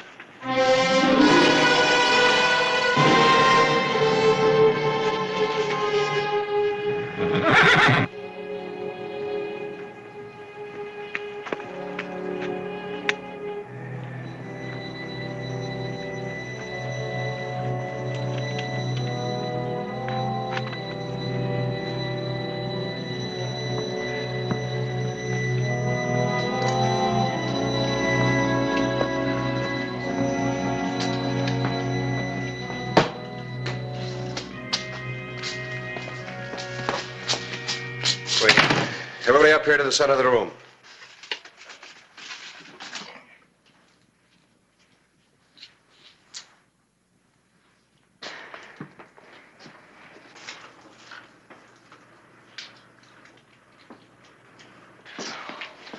Gorman? Were you speaking to me, Sheriff? Keep your hands clear and give me your gun.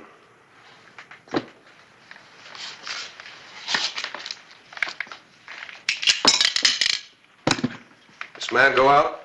Yeah, he sure did. Out back the rest of us to wash up. Yeah. Well, somebody tried to knife me out there. One of you. I don't know which one, so I want all of your guns. I'll sit on them for the rest of the trip. Well, you're swinging a lot of weight for a man that's out of his territory, Sheriff. He's right. I'm supposed to have the say-so on this trip. Why, Clay, you seem to be getting unpopular. Sorry, Sheriff, but without some authority... You see my authority. Yeah, if you put it that way. That's the way I put it. Well, I'm going out. Sure, friend. Just as soon as you give me your gun. Yeah? Well, listen. I am tired of taking your orders, Bucko. Just who do you think you are telling me what to do? Why, didn't you know? This is the great Clay Hollister. Claims he's the toughest man in Arizona Territory. Him? Listen, you take off them irons and I'll break you in two. This sounds more interesting than food. Sorry, I'm a peace officer. I'll have to forego that pleasure. Your gun. Drop it, Clay. Drop it.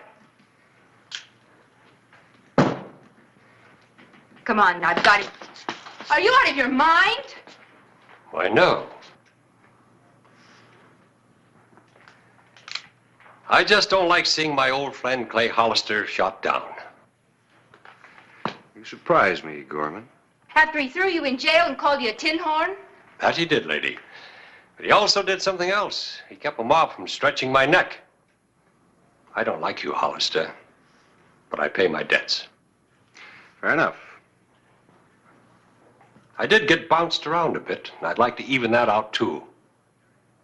So, my hairy friend, if you'd like to bounce the sheriff around a little, go right ahead. What? Oh, sure. Are you sure you want to play it this way, Gorman? Quite sure. You've got a big reputation, Hollister. I want to be impressed. Come on, old man.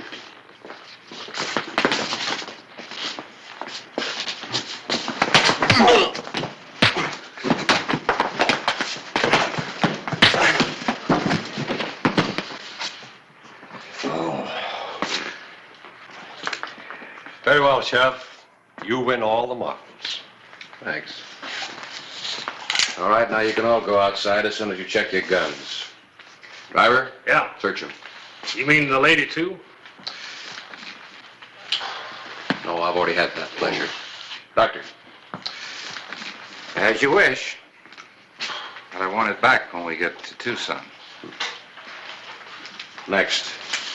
All right, prize fighter. On your feet. I ain't no prize fighter. Yes, we know. Hey, what are you? Miner or an arsenal? Oh, man has to protect himself in Arizona. Yeah, he's right, Sheriff. All right, let's go.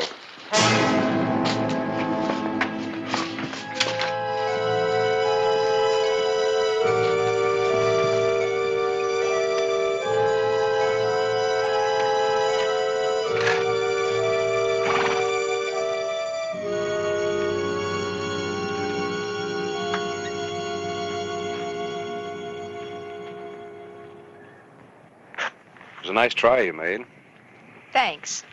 but a hopeless one. Can't you get it through your head that all Cahill wants is you dead? That's a lie. Why do you think they shot at the stage? I'm not interested.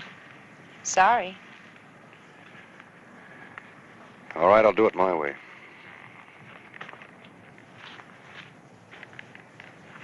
Cahill! Boone Cahill, I'm talking to you.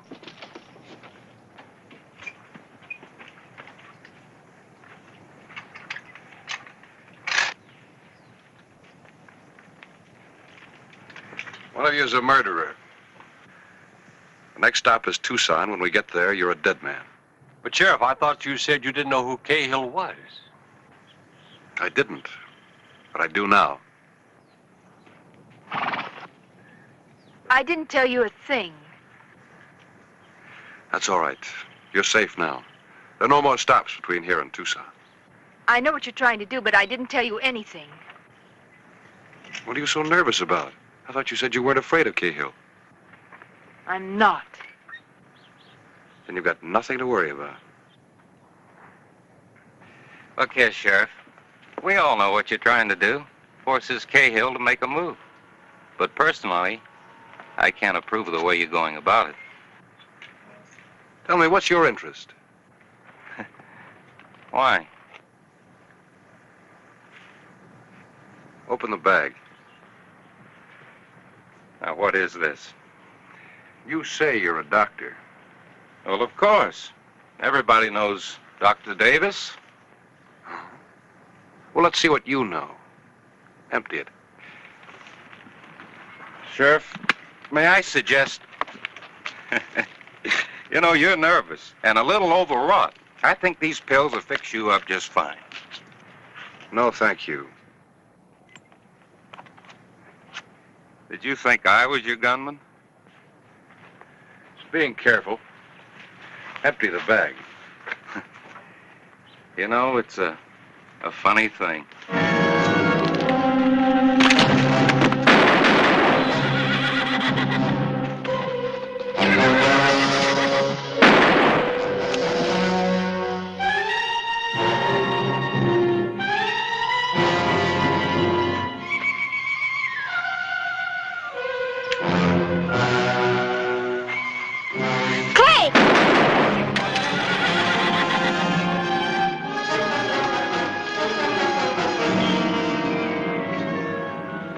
Honest, Clay, honest. I didn't know he was one of them. You did just fine. Better get this stage moving. We'll be late for your trial.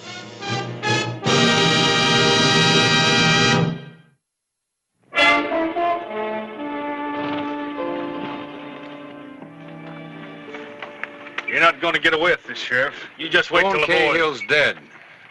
Little gang's finished, and so are you. Gorman, you're now a deputy. Well, okay, Sheriff. As long as you promise not to let anybody find out. I guess that makes me the driver. Well, Anita, how do you feel? You ready to face your trial? I guess. It's almost worth it to be clear and out of all of this. I'll survive it somehow. Before I go in, I have one last request. Well, what?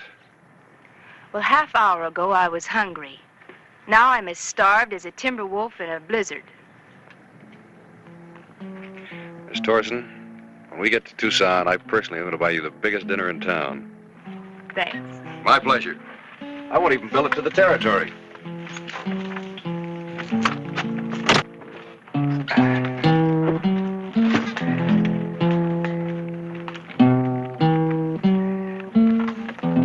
Up, Rowdy.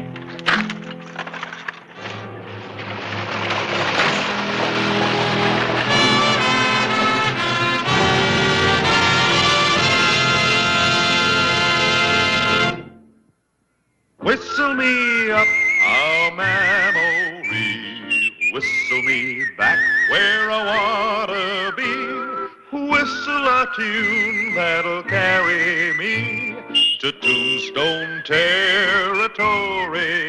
If your past has run afoul of the law, it's a handy place to be, 'cause your future's just as good as your draw in Tombstone territory. Whistle me up a memory, whistle me back where I wanna be, to Tombstone territory. Disappeared.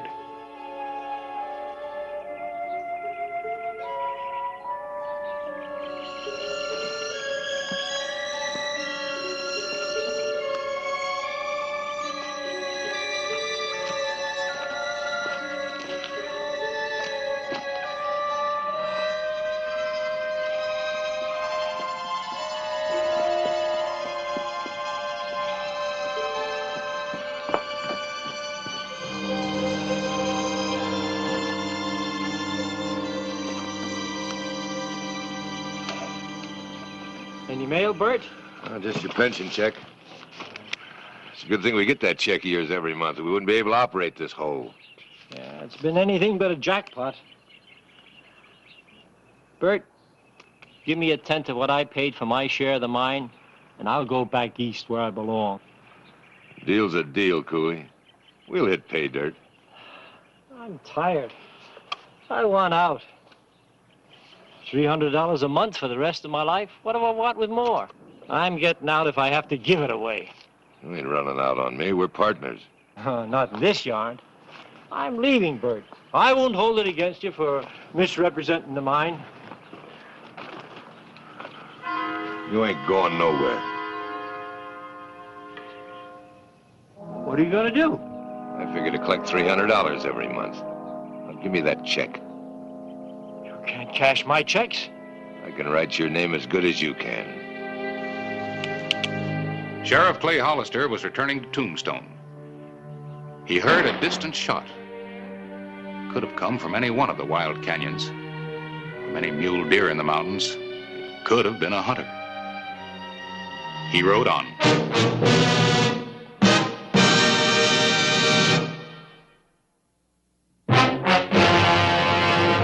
An actual account from the pages of my newspaper, the Tombstone Epitaph. This is the way it happened. In the town too tough to die. Tombstone territory.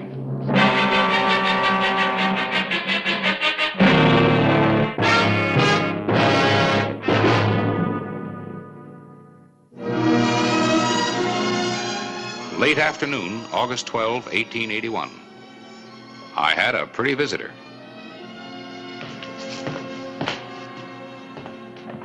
Oh, Clay! Clay?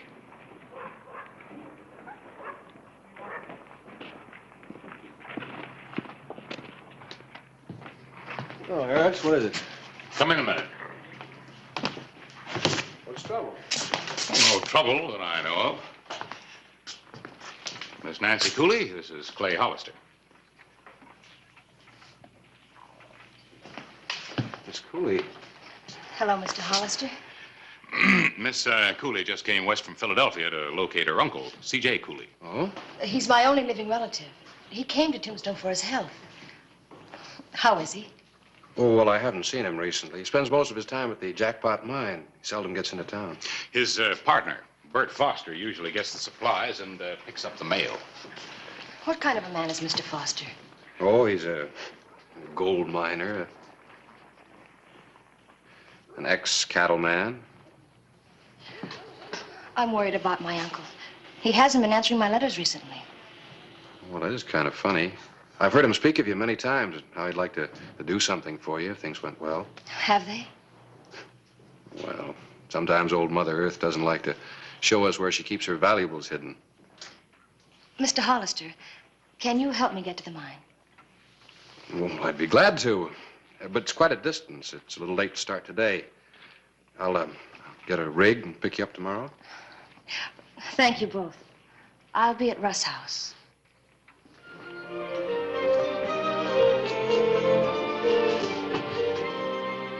Thank you. Goodbye, Miss Cooley.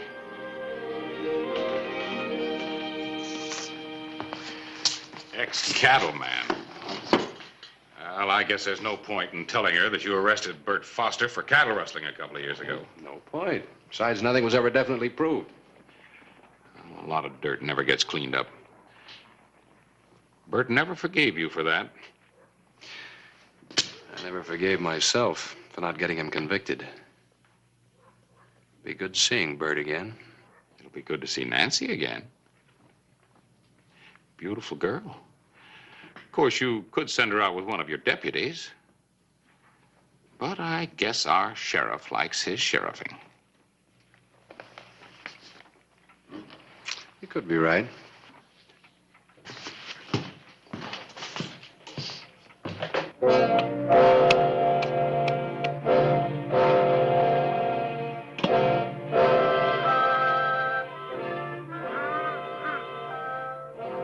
Cheated you, you old buzzard.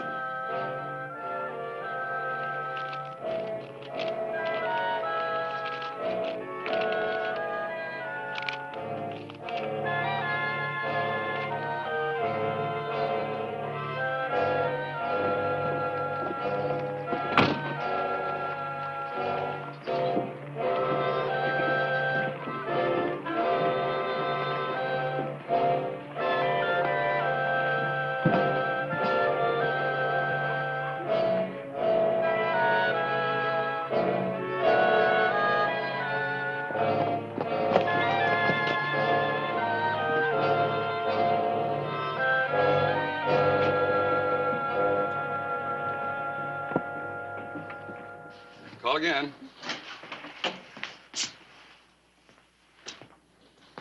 You back again so soon, Bert? Had to come in for old Cooley. Fill this. Yeah, usual sack of flour and sugar, work pants size 38, pound of jawbreakers. Cooley and his sweet tooth, eh?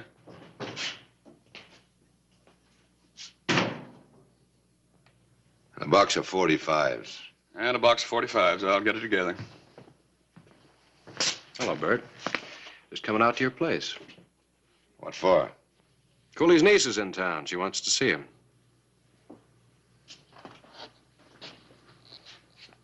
Never heard of any niece. I thought I'd take her out. Well, if she wants to see old Cooley, she'll have to wait till he gets back from prospecting. Maybe a week, maybe longer. Oh? You're not working the jackpot? Well, that's none of your business, Sheriff. But it ain't unusual for old Cooley to go out looking for new diggings. Here's everything on Cooley's list, Bert. Jawbreakers and all. Jawbreakers? Cooley has them set out by the bushel. Well, Bert, what do you want me to tell the girl? She may still want me to take her out and have a look around. Don't, Sheriff. If you don't stop meddling in my affairs, you may just give me the excuse I've been looking for.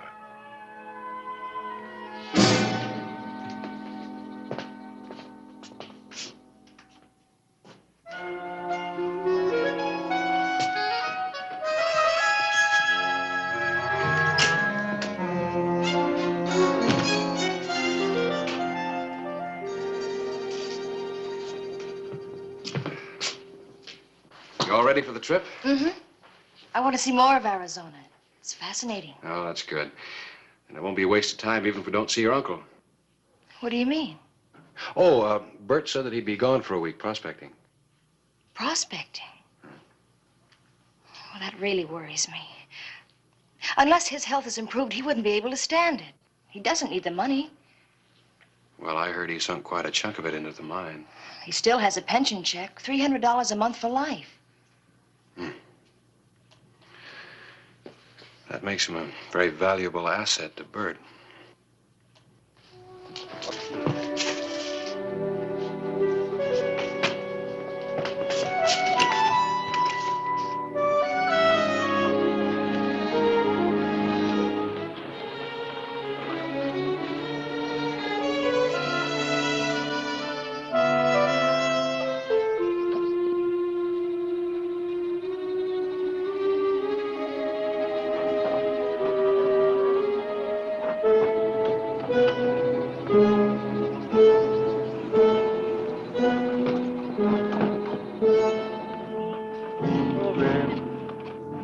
It's beautiful. What, that sign? No, Arizona. Complete freedom.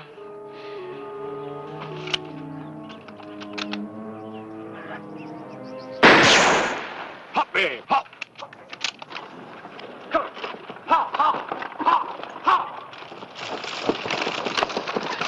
Oh, babe. Could be he doesn't know who we are. You stay put.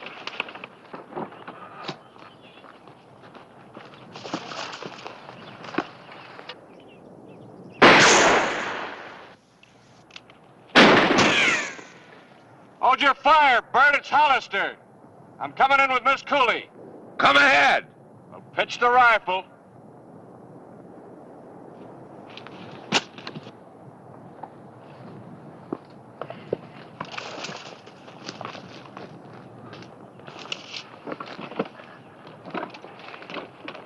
What's up, babe?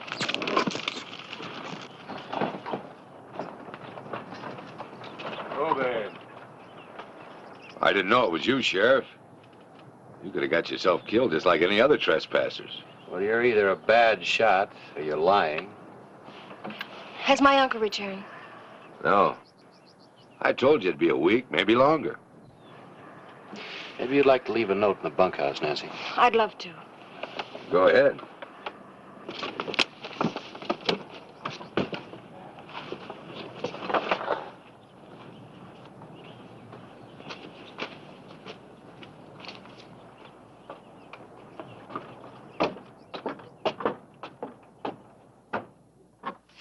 Seems just like Mr. Foster says. Yeah, looks that way. I guess I'm foolish to worry about my uncle. We better get back to Tombstone after I have a talk with Bert. Clay, why doesn't Mr. Foster like you? Well, we had some trouble one time. Come on.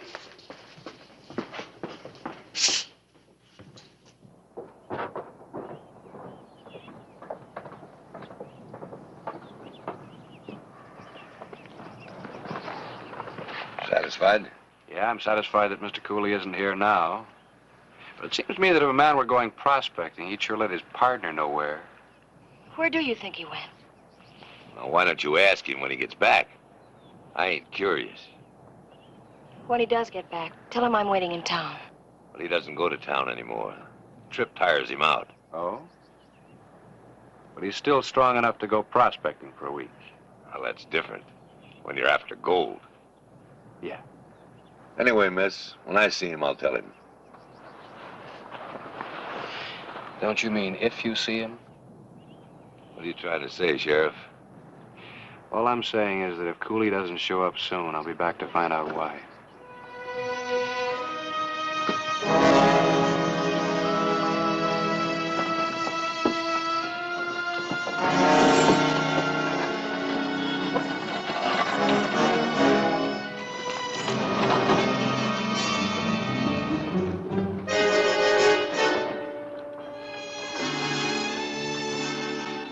August 15, 1881. 2 days passed with no sign of C.J. Cooley. Hi, Harris. Clay, I've become very interested in Nancy Cooley, too.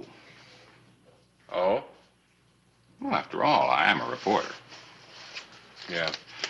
Look at this. I asked her to let me see the last letter she received from her uncle. And I thought there might be some clue. Well, nothing of real importance in any of them, just this one line. I don't know whether the jackpot will pan out or not, but I'd better stay with it as I'm getting too old to look for new diggings. Yeah, I see what you mean. So you're a pretty good reporter. Yeah, I know. But Bert Foster isn't telling all he knows. Yeah, I'd already figured that out. Let's take this over to the bank.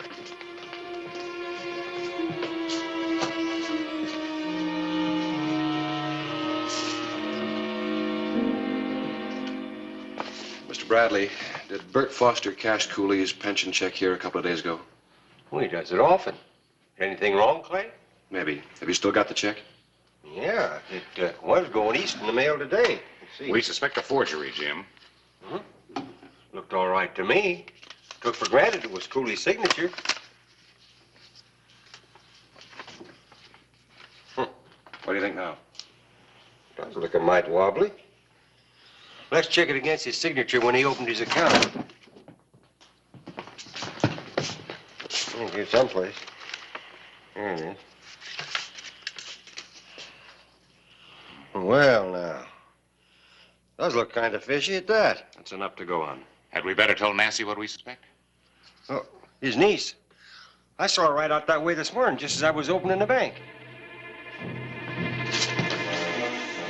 Clay reasoned that if Bert had murdered Cooley, he wouldn't hesitate to kill Nancy. Gravely concerned about her uncle, Nancy Cooley had rented a horse early that morning and started for the mine alone. She had a good 3-hour start when Clay rode out in a race against time and death.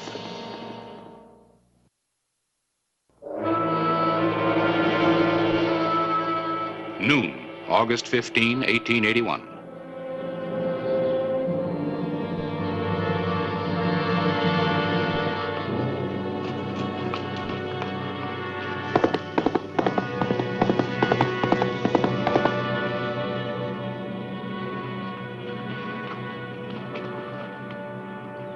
Where's the sheriff? Oh, I thought it best to come alone. Knowing there's bad blood between you two, I didn't tell Clay I was coming. Mr. Foster, I've got to know about my uncle. I told you he ain't here. But you must know where he went and if he's all right. Just what are you after? His money? It's all sunk in that mine. This pension check ain't gonna do you no good, because that stops when he It dies. isn't his money. I came west to be with him, to help him if he needs me. I don't reckon he needs you. He does if he's ill. Old Cooley's the last one in the world who would need a doctor. Why do you laugh? Oh, it just struck me as comical. Slip of a girl like you riding all the way out here alone just because she's worried about her uncle. You don't ride very well either, do you? Why? What about it? That horse might run away with you. You'll get lost. Miss Cooley, how would you like me to take you to your uncle? That's why I'm here. Can't do no harm. Tell you what you do. You go in the bunkhouse and get that sack of jawbreakers while I get a canteen of water.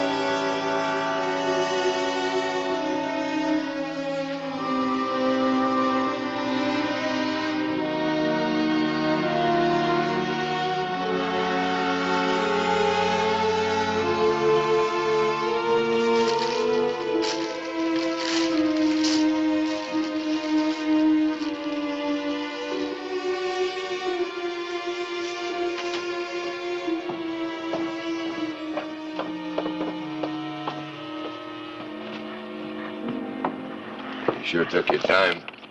I was looking for anything else my uncle might need. I'll put those in my saddlebag. I can manage them. You'll have your hands full with the horse. I'll manage if you'll help me up.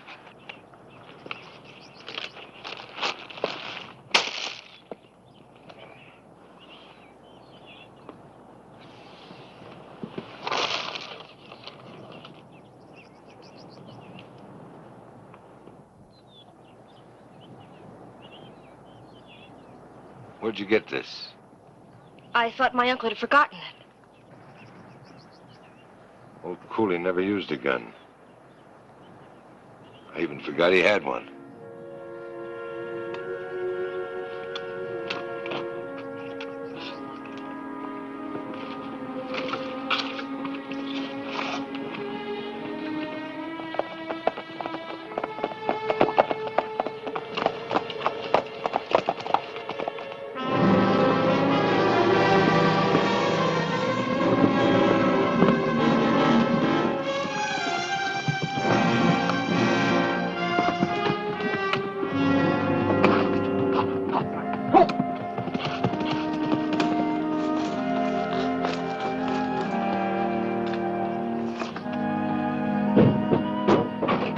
Nancy!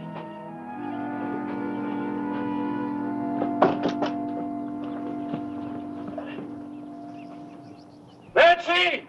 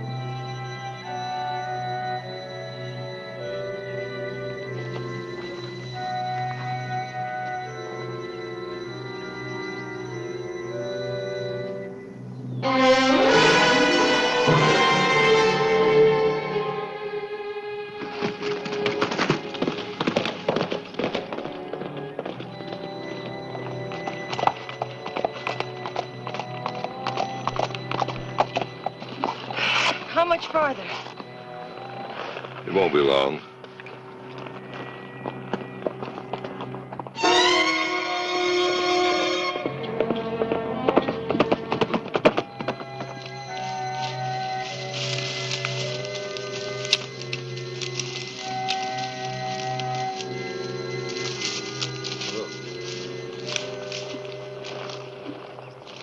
Where's my uncle? Get down. I'm gonna take you to him. You're lying. That's right, I'm lying. What's happened to him? Tell me. He's dead. Dead. Now I'm gonna have to kill you, too. Why? Because no one will know, and old Cooley's pension checks will keep right on rolling in. Of course, I'll make it look like an accident, like your horse ran away and you hit your head on that limb.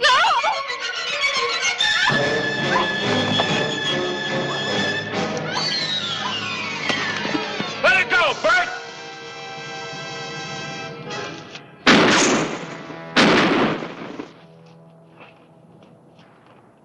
Let the girl come out. Come in and get her. You've already got a murder charge against you, Bert.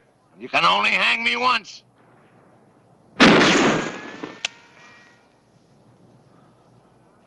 Come on out or I'm coming in after you. Come on in, but don't shoot. I'm out of shells.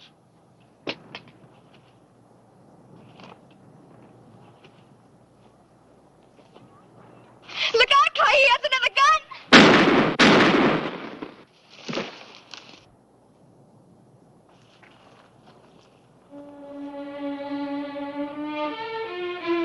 You old son of a gun.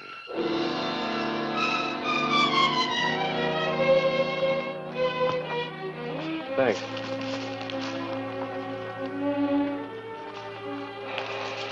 I better get him back to Tombstone. I'll come out tomorrow and pick up your uncle's things. I'll come with you.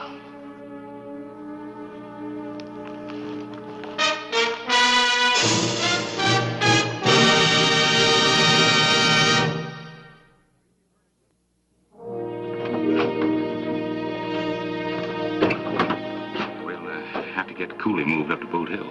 Yeah, I'll send the boys out tomorrow.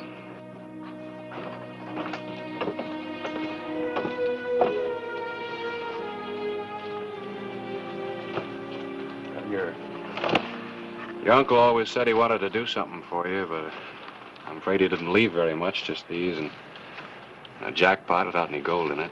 He did something for me. He brought me to Arizona. Do you really like it? Then you're not going back to Philadelphia. There were a lot of people there, but I was all alone in the city. Well, I'll ride back.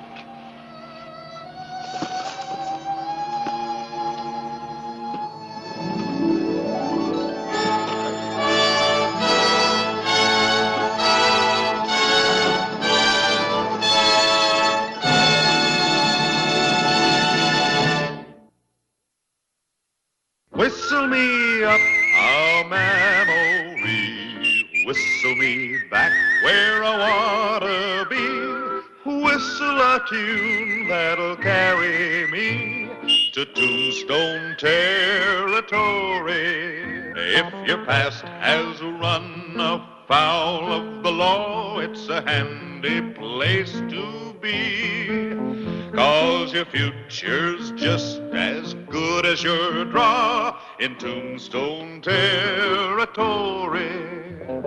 Whistle me up a memory, whistle me back where I wanna be, to Tombstone territory. I said half in advance. I meant spending money, not this. Would you prefer I contact someone else, Mr. Reardon? Well? He'll be on a slab before dark tomorrow. Look, I know it ain't no business of mine, but what do you got against Hollister? Nothing at all. I hardly know the man. I merely wanted to find out what would happen if two such men as you and Sheriff Hollister met on even terms. You saying you want me to call him out gun to gun? Well, I'm not paying you $500 to shoot him in the back. As a matter of fact, you're missing a golden opportunity. I saw him downstairs in the lobby just now. You're loco, Plum, dog loco. Well, that's the way it has to be, face to face. You do want the other half of that bill, don't you? You want that kind of shootout, you do it yourself. Come to think of it, I don't have to shoot nobody for the other half of this bill. Unless it's you. I underestimated you, Mr. Reardon. Of course, I'll pay you.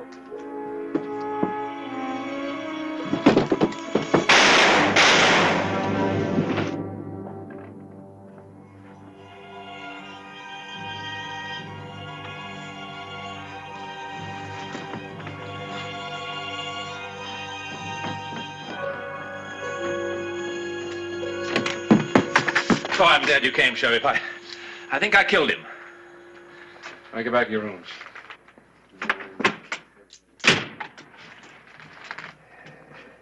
He is dead, isn't he? Yeah, he's dead.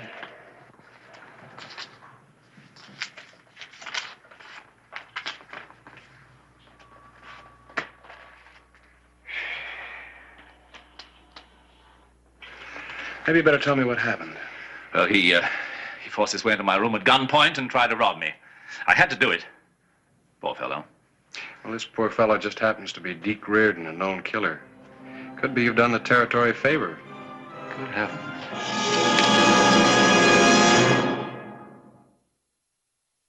Tombstone territory.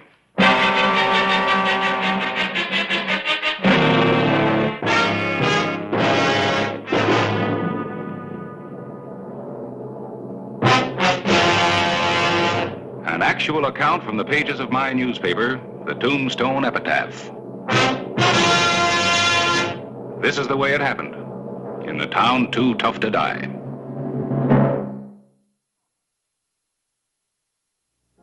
Doesn't look counterfeit. Might as well be. It's not worth a nickel without the missing half. Just a piece of paper. Unless Reardon knew that he was going to get the rest of the bill.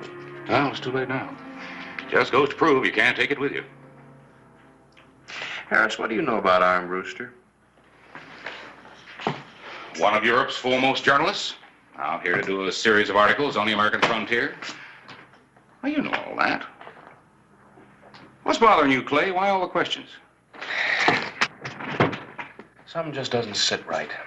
Reardon wasn't a thief. He was a hired gun, a professional killer. Are you suggesting he wanted to kill Armbruster? Could be. Well, I've heard some wild-haired things in my day, but this one tops the list. Your own words prove you're wrong. You said that Reardon was a hired gun, right? Right. Well, a hired killer has to be hired. Whoever does the hiring usually has a reason for wanting somebody killed. Now, who would want to have Armbruster killed? Whoever has the other part of this. And the reason? Whoever this mysterious somebody is, he must have some reason. Well, one of my customers.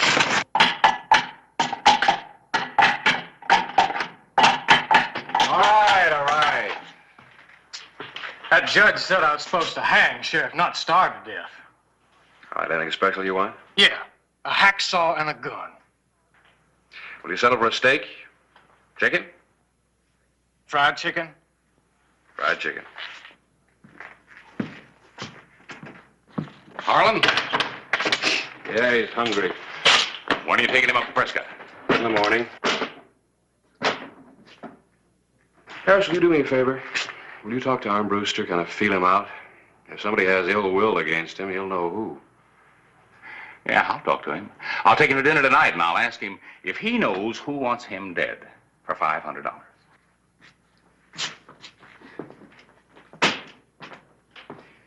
You'll probably hear him laughing all the way here from the hotel. All right, I'll be listening.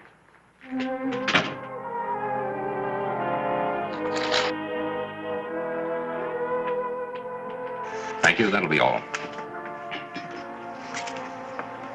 You know, come to think of it, there is one possibility. You mean there is someone who might want to have you shot? Well, who, man? Who? Well, he's threatened me repeatedly. I never imagined that... Well, for heaven's sake, Armbruster, who is it? My foreign editor. He's warned me that he'd have me shot on numerous occasions for not honoring deadlines. Well, right now, I don't blame him.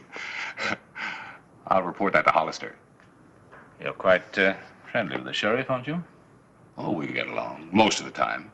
You know, I read an article that you did on that Harlan case. You covered it very thoroughly last September, I think.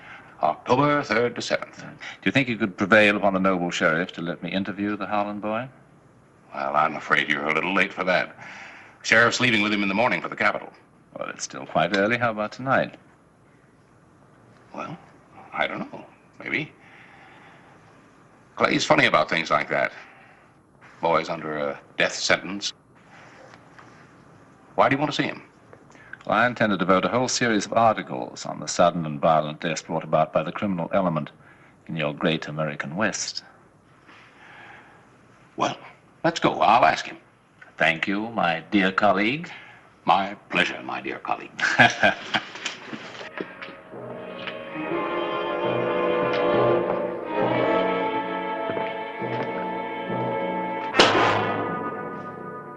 Well, the first couple of times, it's kind of scary, I guess. Because you never know whether that other fellow might not be a little faster than you are. But then after a while, all that scariness just goes away. Gets real easy. Gets to be just like it was nothing. Nothing at all.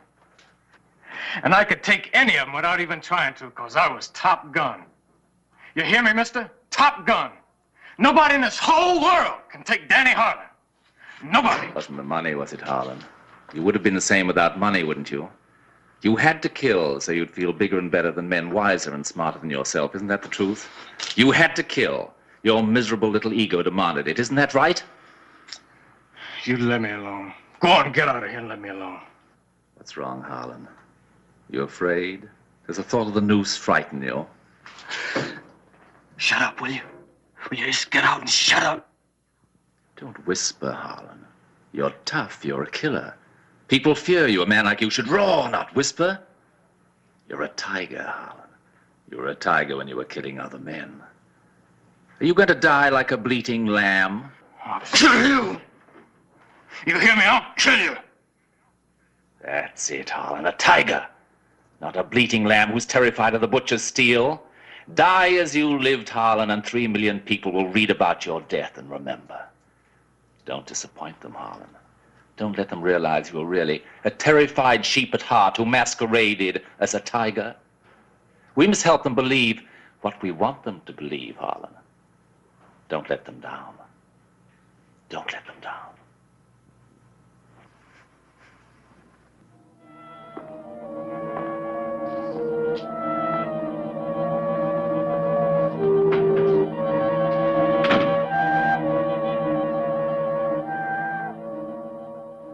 "300 miles of rugged mountain country.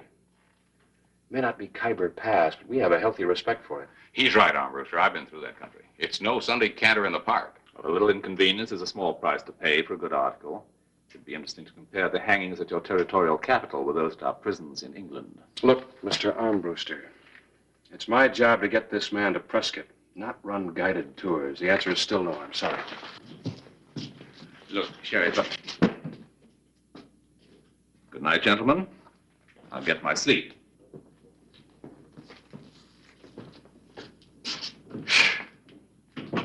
Newspaper men.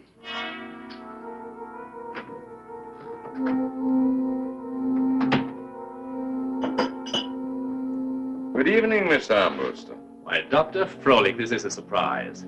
It's a long way from St. Louis. What brings you here to Tombstone? You, Mr. Armbruster. Well, surely my article on your most excellent sanitarium wasn't that bad. Your description of the mental processes of some of my psychopathic cases was very interesting. Thank you. As a matter of fact, so interesting that I made it a point to acquire and read more of your writings. You flatter me. Flattery is not my intention, Mr. Armbruster. I haven't traveled 1,000 miles for that.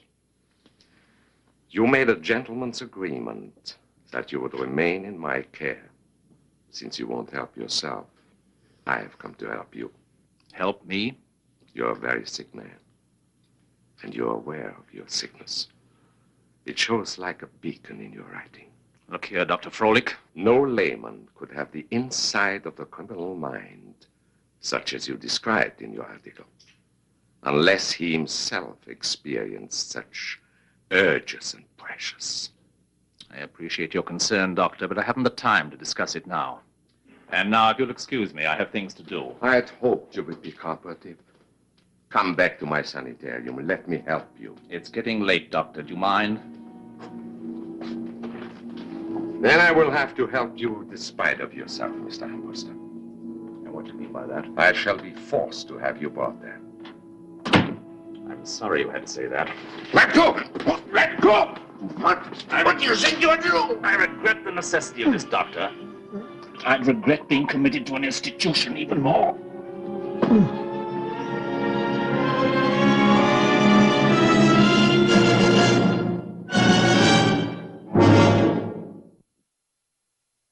July 5, 1887.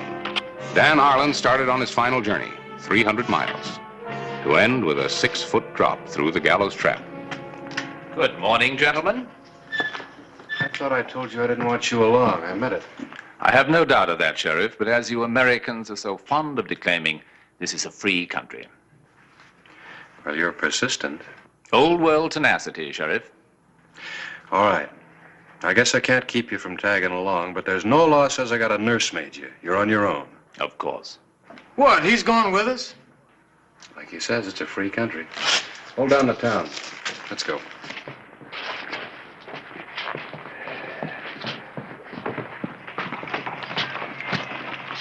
Well, have a good trip, men. I fully intend to. Oh, yeah. Swell trip.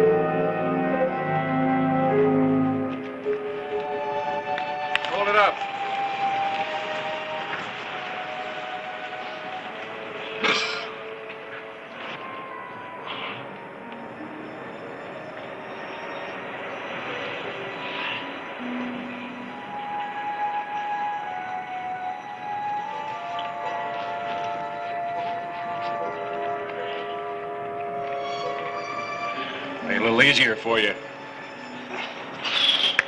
Run in front.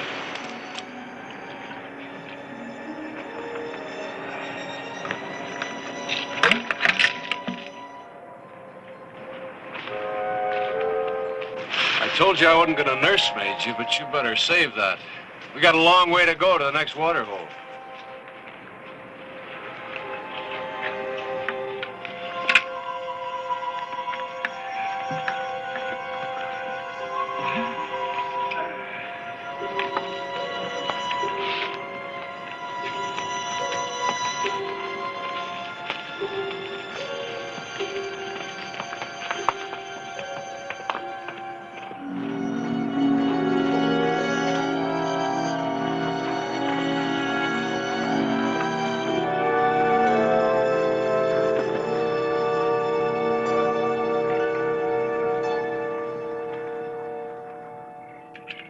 You know, there's no sensation in the world like bagging your first tiger.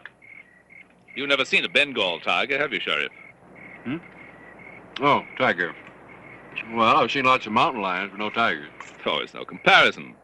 In my opinion, the Bengal tiger is the king of beasts. Comparing him with an American mountain lion is like comparing a wolf to a lamb. I've always admired these wild creatures that struggle so fiercely for their freedom, preferring death to submission. No Judas goat leads them meekly to the butcher's blade. If they have to die, they die fighting. And I've known more than one that escaped what was thought to be certain death or capture. Yeah, I suppose so. Come on, Harlan, finish it up. It's time to roll in.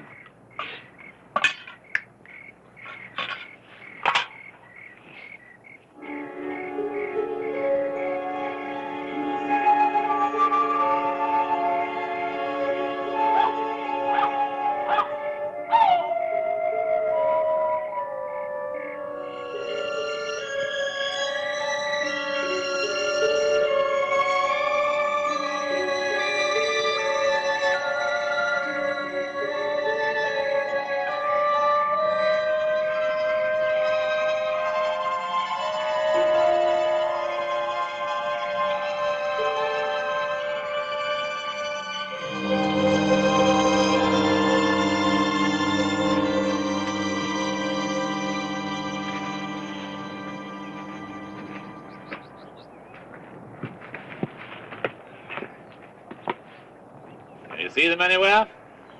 They can't have strayed very far. Yeah, over there. You get breakfast started while I round him up. Keep an eye on him. All right.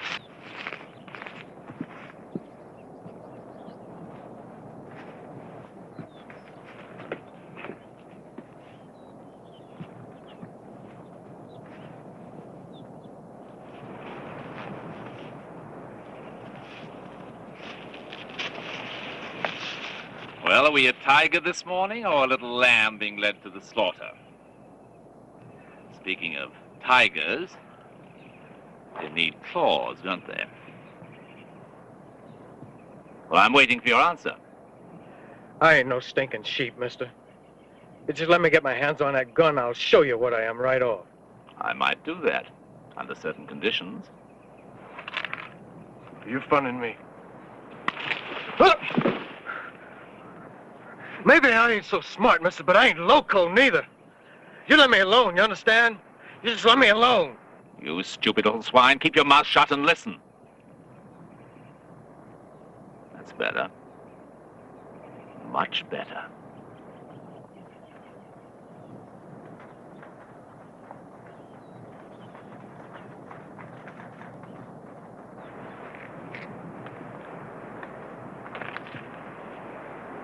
One bullet. Make it count.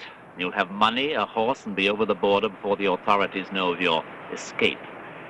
All that money in one little piece of paper. Beat Hollister and you'll get the rest.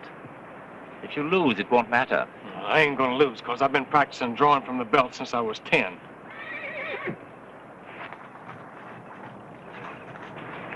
Here, take it. That one bullet must get Hollister if you want to escape the rope. Remember that. If he lives, nothing can save you. Well, he ain't gonna live. And you can bet on that. You might say I already have. Now make it look convincing.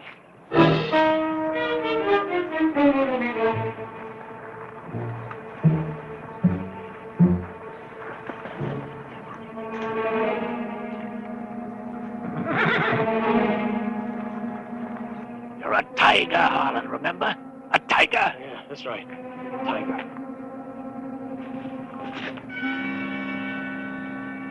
What are you waiting for, Sheriff? Come on in. We got a little talking to do. You haven't got a chance, Harlan. I got the horses and the key to your leg iron. You're playing a losing game. Now let Mr. Armbruster go and pitch the gun. Ha! I got nothing but a noose waiting for me. No matter what happens, I can't be no worse off. I'll make a deal with you. We fight it out, man to man. I'll put my gun in my belt, then you step out and we draw, even. What about it, Sheriff? You got the nerve to try me? All I gotta do is wait, Harlan. Well, what about the newspaper gent? You forgetting him? I got a hanging out already, so it ain't gonna hurt me none if I blow his head off. Make up your mind, Sheriff. All right. Turn him loose.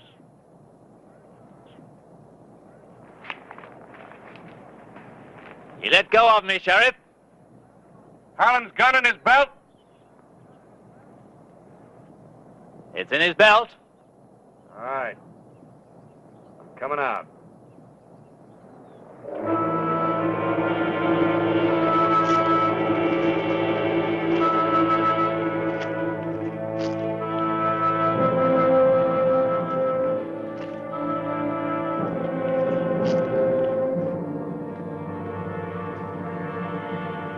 Go ahead. Make your play.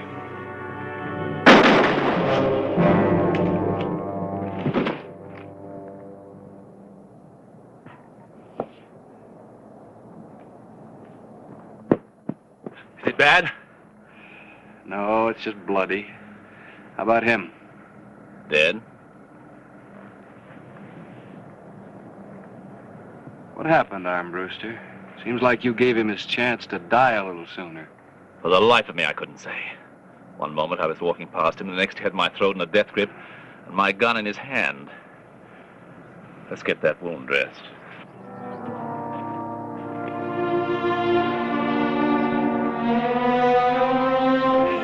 There's some bandages in my saddlebag.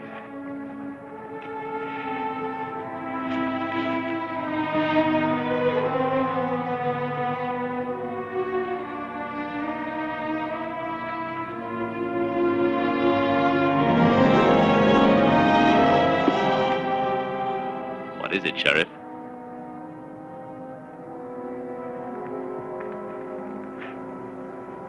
Who did you expect to get killed, Armbruster? Or didn't it matter to you? I'm afraid I don't follow your meaning. I wasn't altogether wrong about Reardon up in your hotel room, was I? Who was he supposed to kill to get this half? You, Sheriff. Nothing personal, of course. It was just a matter of observation, so that my writings could have that touch of realism for which they're so famous. You'd pay to have a man killed just so you could watch it and then write about it? Of course. But in doing so, I bring this moment of torment. Vicariously, of course, to 3 million readers, a fitting tribute for any man. Well, it's too bad they won't be able to read your account of your own hanging. I'm sorry, Sheriff, but I have other plans. First, I had to kill Reardon, then Dr. Froelich. Dr. Froelich? Oh, yes, I'm sure his body's already been found in an alley in Tombstone. Now, Sheriff, it's your turn. I'll say goodbye.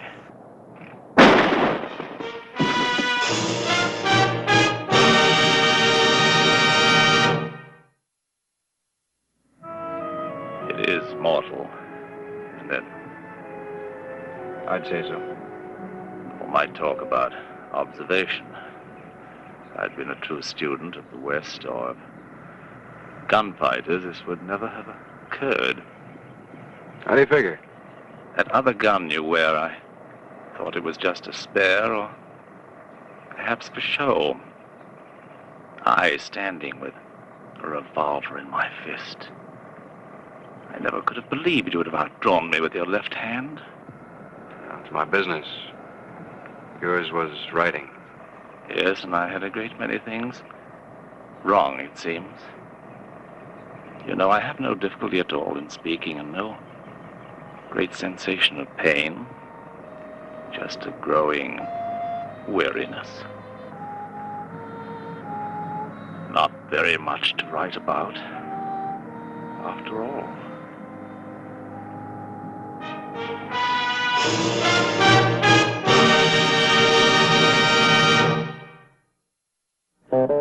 Whistle me up a memory, whistle me back where I wanna be, whistle a tune that'll carry me to Tombstone territory.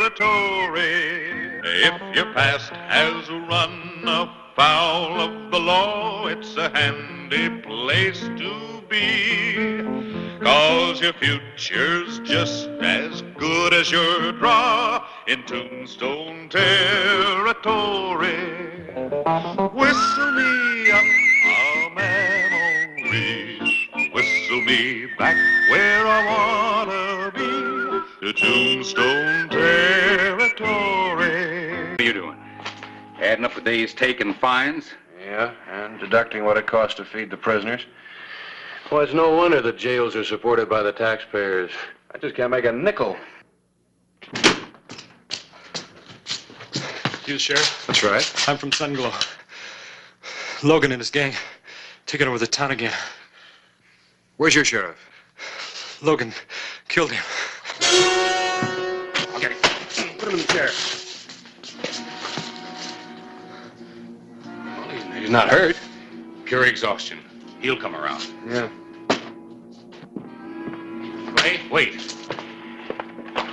I'm coming with you. Look, Harris, this is law business, gun business. Yes, newspaper business, too. I'm coming. Well, all right, but you may be writing your own obituary.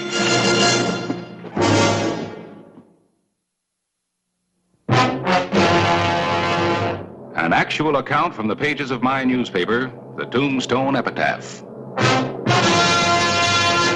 This is the way it happened. In the town too tough to die. Tombstone territory.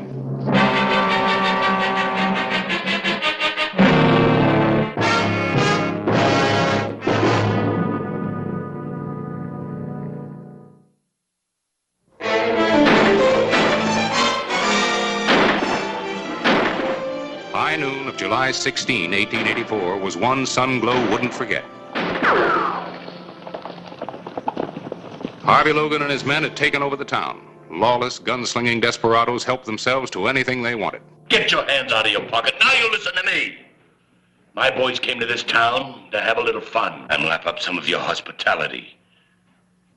Now, ain't that clear enough? Look here, you can't go around beating up people. Who's going to stop us? You, Mayor? The law, public opinion, decency. There'll be troops from Fort Huachuca here this time tomorrow. By that time, we're going to be up in the hills. Now, why don't you people just leave me and go on about your business? Maybe it would be better if we just went about our business, Mayor. I'm sure Mr. Logan and his men meant no harm. No harm in terrorizing a town? I don't like you. Now get him out of here. Now it's time for the rest of you boys to unwind. Whiskey! Yes, sir.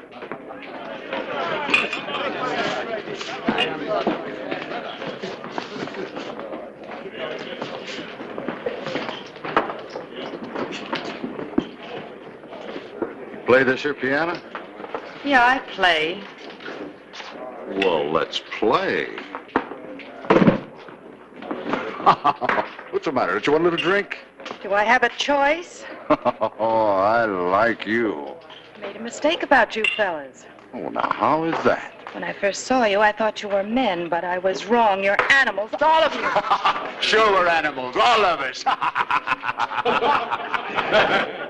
Hey, Logan! Thought I told you to keep watching the road. Well, I was watching all right, Logan. There's a couple of riders coming in from Tombstone way. One of them's wearing a star. Oh. We're gonna have some company, huh?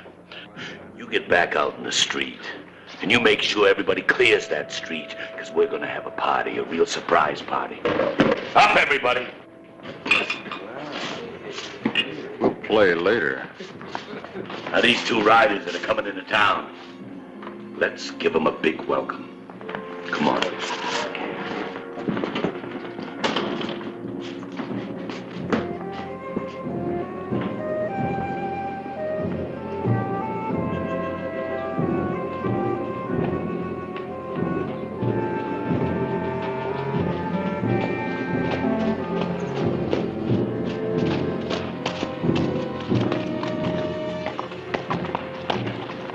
Awful quiet.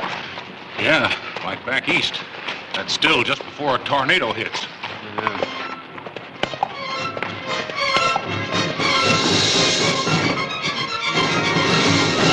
That's far enough. Well, Clay Hollister. Tell me something, boys. Did you come here to join the local sheriff in his grave? You've got just 10 minutes to hand over his murderer and then get out, Logan. You hear that, boys? He's putting a time limit on our fun. I'm giving you just 2 seconds to drop your guns. This'll catch up with you, boy. Just a matter of time. You can't take over a town. I already have. You drop those guns down. Do just like I tell you, or there won't be no witnesses. I believe you. Get down. Hurry up!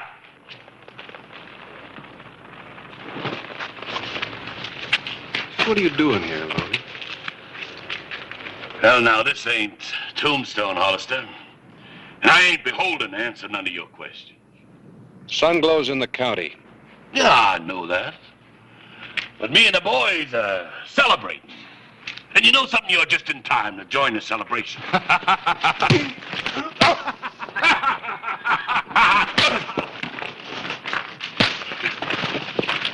told you to hold it.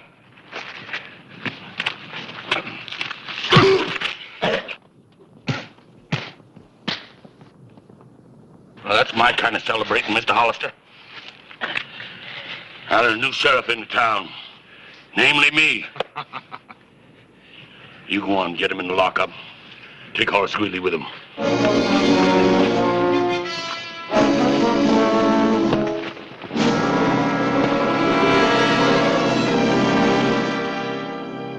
I still think you made a mistake not bringing a posse.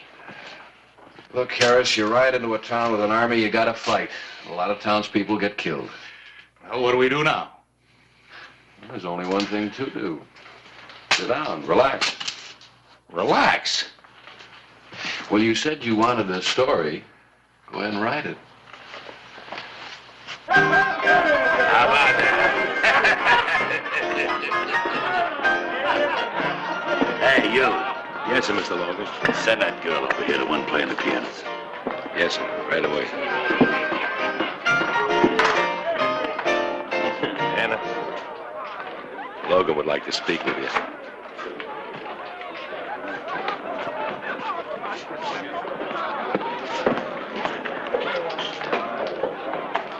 You want to see me? Yeah, sure, I want to see you. Pull up a chair and sit down, huh? Well, thank you.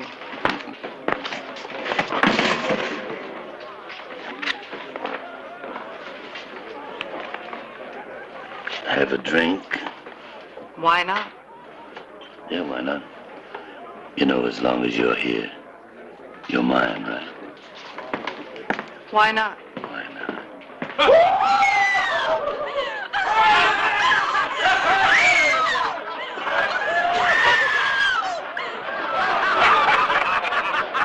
Let that girl alone. Who's gonna make me? Mr. Logan, I know this girl. Are you just going to stand there and let that animal do this? Oh, I promised my boys a high time, honey. You wouldn't want I should break my promise, huh? Listen, if you want any favors from me, you do one for me. Now make him let her go. I like a girl with spirit. All right. Hey, Denver, let her go. What are you talking about?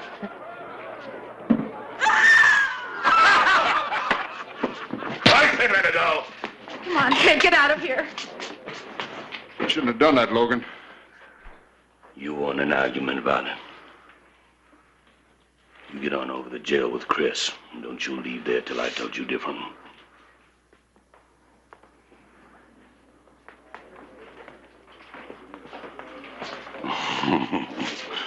Where was he, honey? I was just about to pretty up a bit. Hey, that's a good idea. The prettier the better. I'll be right back.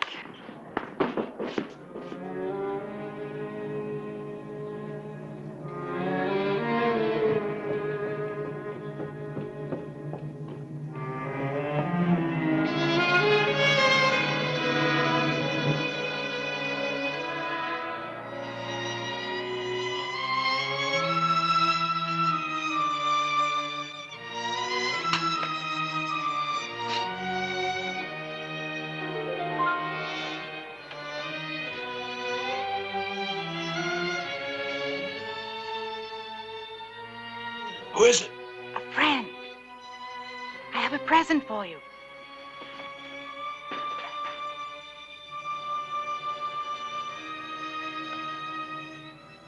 Pull it up. Thanks, friend.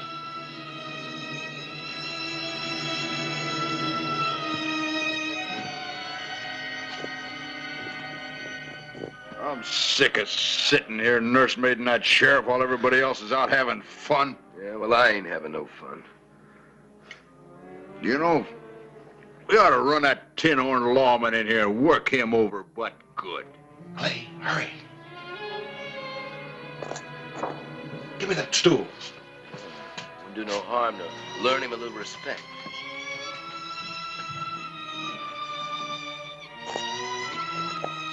You know, if we really took care of him, then we could go out and hurrah the town again. Yeah, I like that. They're coming in here any minute.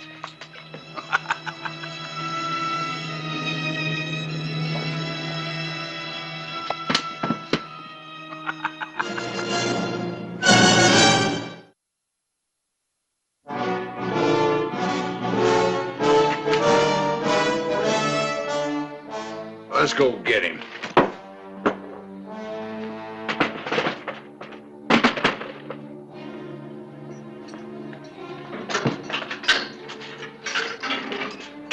Come on out of there, Hollister.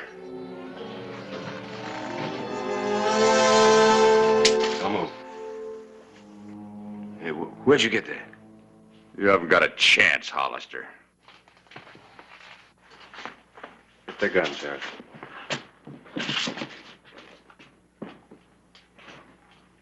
Inside. You're building a big fire, Hollister. I like it warm.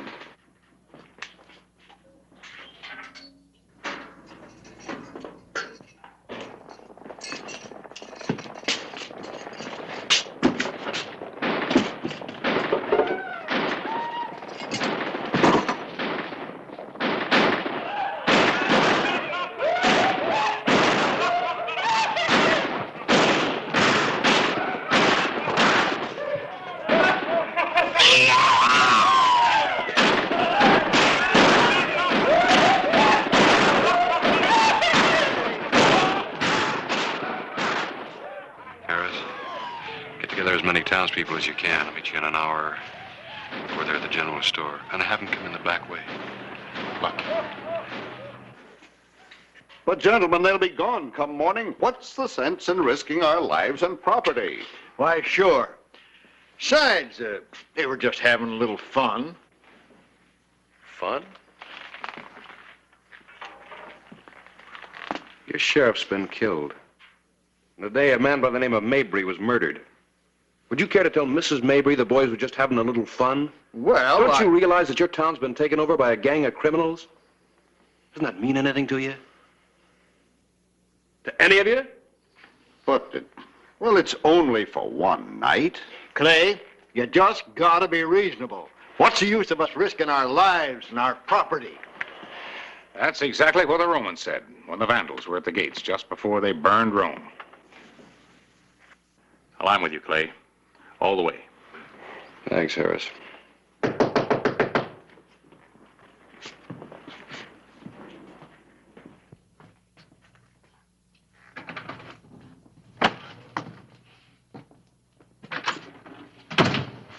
Sorry to be late, but it wasn't easy to get away. Welcome. Friend?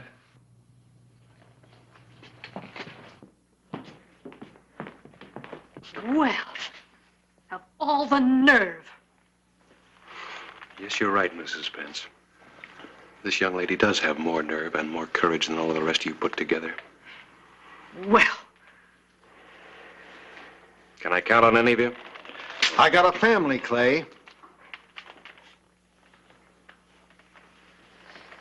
A lot of you people fought Apaches when you first came out here. Now you're gonna let a bunch of yahoos take the town away from you. The town will still be here after they ride off. Yeah, but it won't be the same town. And you won't be the same people. But we'll be alive, Mr. Hollister. Don't bet on it. Well, thank you very much, gentlemen. And ladies, I've had my say. You know they call Tombstone the town too tough to die? Well, they'll be calling Sunglow the town too scared to live. Maybe I can help, Mr. Hollister. What can a saloon woman do? You'd be surprised, madam. I'll bet you'd be terribly surprised. I'm listening, ma'am. Logan tells me I'm his girl. For as long as he's here, I am. Be at my place at 10. He'll be there. Until 10, then, Mr. Hollister? Till 10.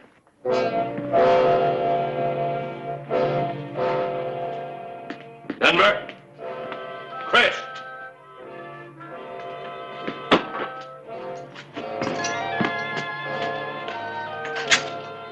Come out of there! Logan, he tricked us. He had a gun hid. You stupid fool! Somebody passed him that gun. They'll pay for that. We came to this town to celebrate, and we're going to celebrate. And then we're going to burn it to the ground. I'm getting thirsty. Come on.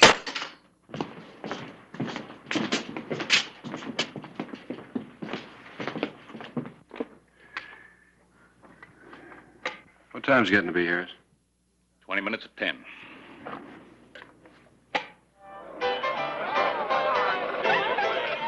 What's the matter? Something bothering you? I have to live here. If any of the townspeople see me being too friendly with you, I won't stand a chance in Sunglow. Don't worry about it. When we get through, there ain't going to be no town. What do you mean? We're going to have us a fire, a real big fire. Logan, all this noise is giving me a terrible headache. Why don't we go somewhere, away from here?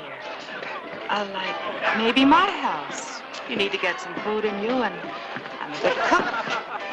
That's real hospitable of you. That's what I call real hospitality. Hey, quiet, quiet, everybody. I'm going to leave you boys for a while. Oh, and just a minute. If you see Hollister, kill him.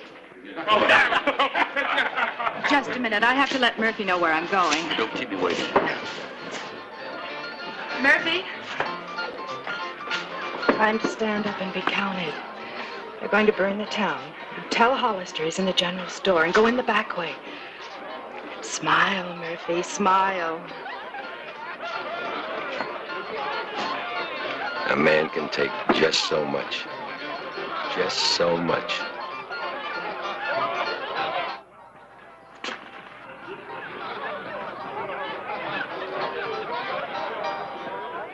There she goes.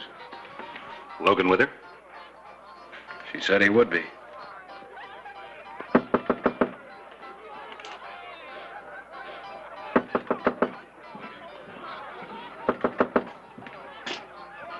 Who is it? Name's Murphy. Bartender at the saloon. Let him in.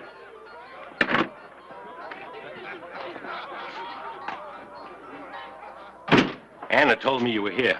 They're going to burn the town, Sheriff. Before they leave, they're going to burn it. They all over there? All except Logan. And they're all pretty drunk. Yeah, well, maybe we can sober them up. You got a gun behind the bar? Yeah? Will you use it? I'll use it.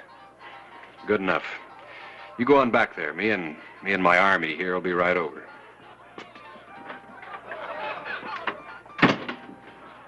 Strange, isn't it? What's that? How the only two people in town willing to defend it are a saloon woman and a saloon keeper. Yeah. You ready? Yeah.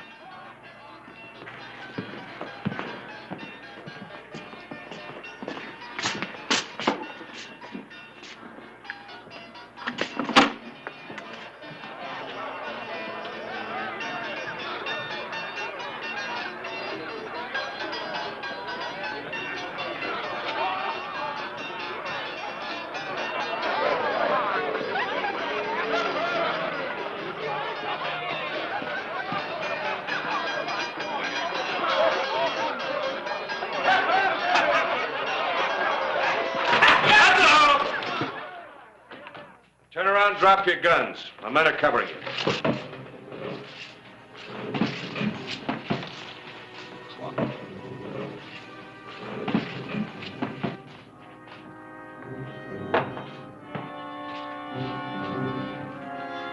What's the matter with you boys? He doesn't have any men. Take him!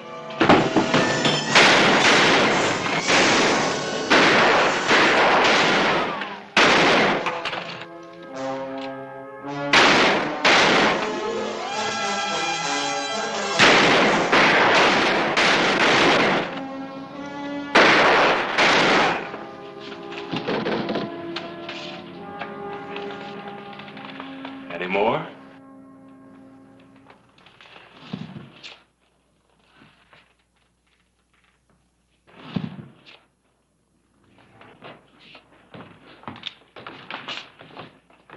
Keep an eye on him, Harris. I'm gonna go get Logan. All right, over with the rest of them.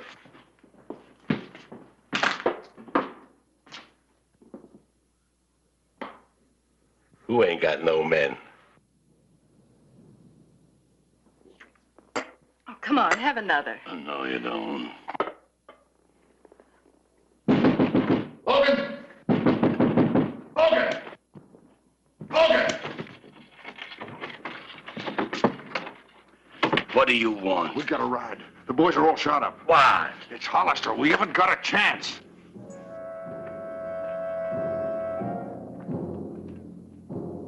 Logan! Come on out with your hands in the air. Do like I say, Logan, you'll live longer. You go around the back, we'll catch him in a crossfire. No. Go on, get down. Logan! Are you coming out or am I coming in?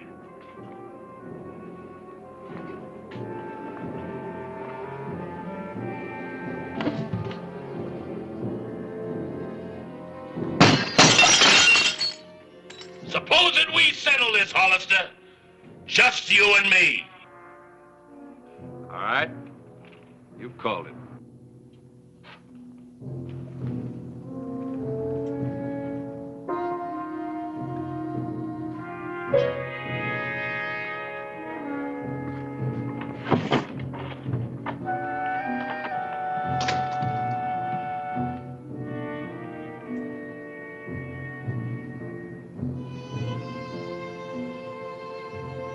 Give you one more chance to throw away the gun, Logan. You ready, Hollister? Make your move.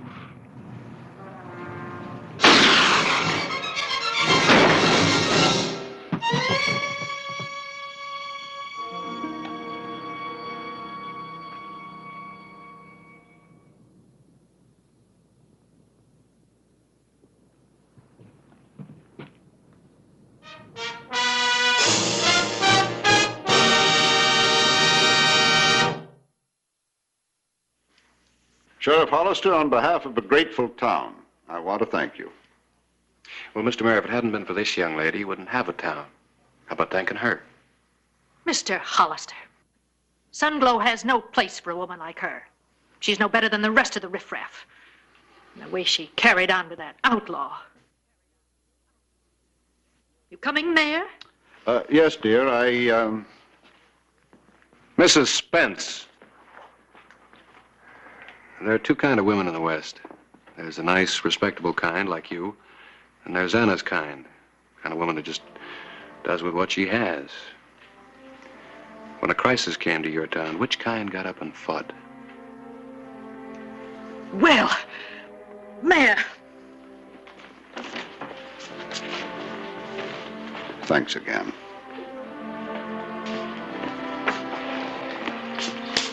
Anna, why don't you come to Tombstone? Make a new start. No, Clay, it's like you said, there's her kind and my kind, and the town doesn't make any difference. Goodbye. Goodbye, friend.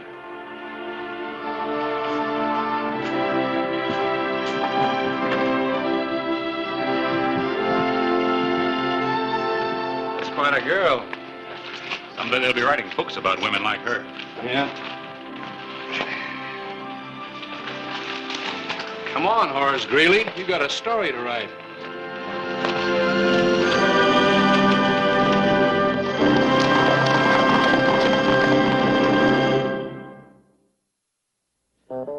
Whistle me up a memory, whistle me back where I wanna be, whistle a tune that'll carry me to Tombstone territory.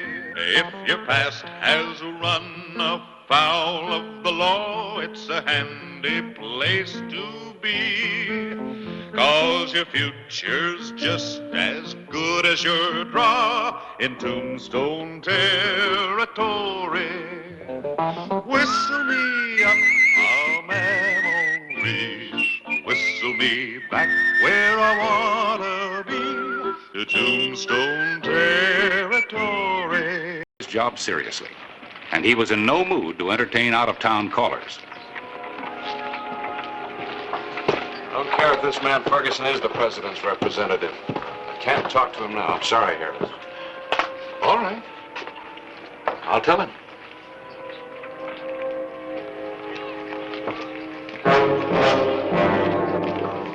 Here he comes. Watch him, Joe. He's got 4 arms and a gun in each hand. It still only takes one slug to kill him.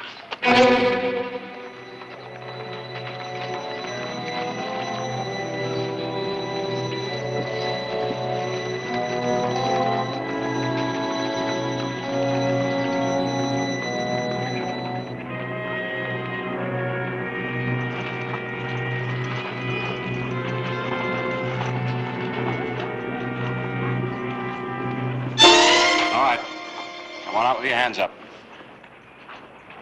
Joe, you ain't giving up without a fight after coming here to get him.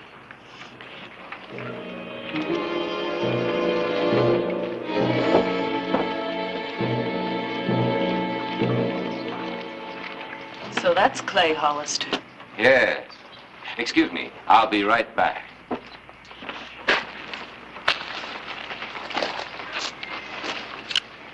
Looking for me, Joe?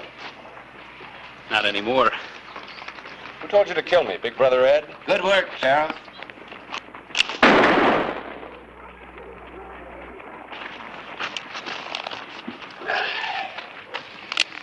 All right, let's get you to jail and have the doc take a look at that arm.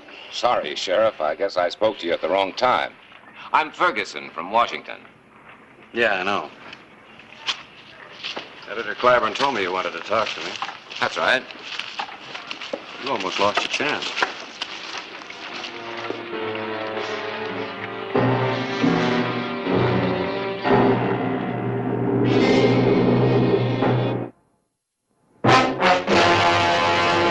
An actual account from the pages of my newspaper, the Tombstone Epitaph. This is the way it happened. In the town too tough to die. Tombstone territory.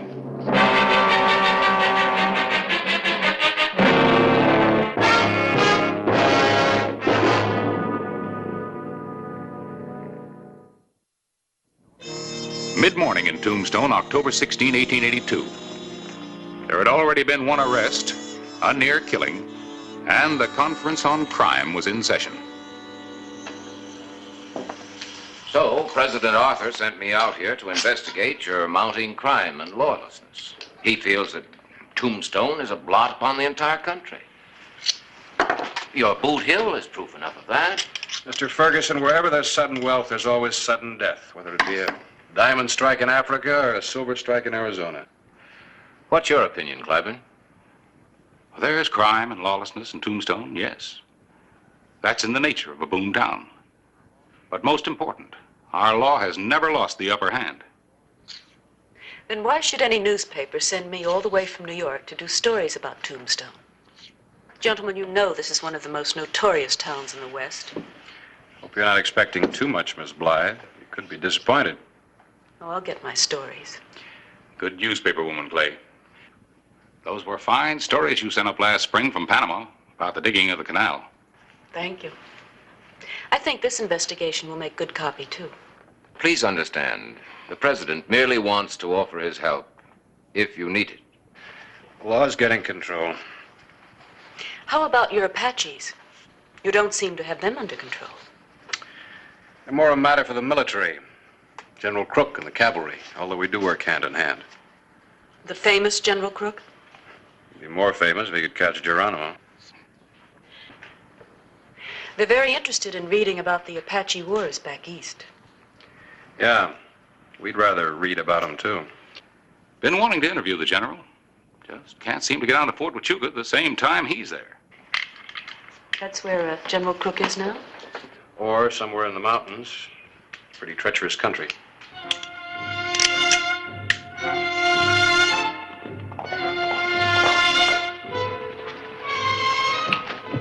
Elizabeth Blythe had come to Tombstone for a story, and she was determined to get it. She rode out toward Fort Huachuca and the dangers of outlaw country.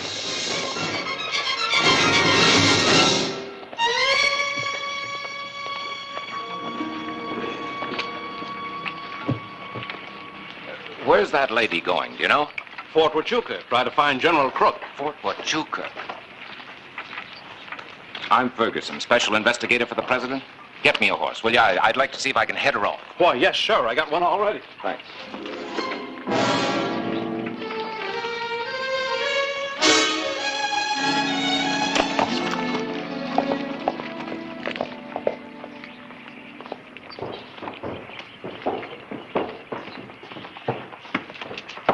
Thank you. Would you give this message to the telegraph operator? I'd like Fort Huachuca to send a cavalry guard to meet Miss Blythe on the road. I sure will.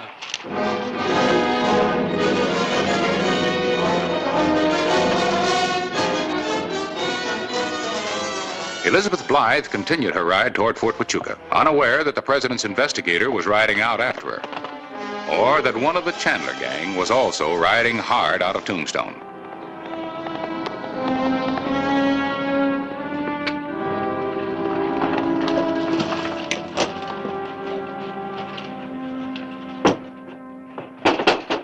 Open up, Ed.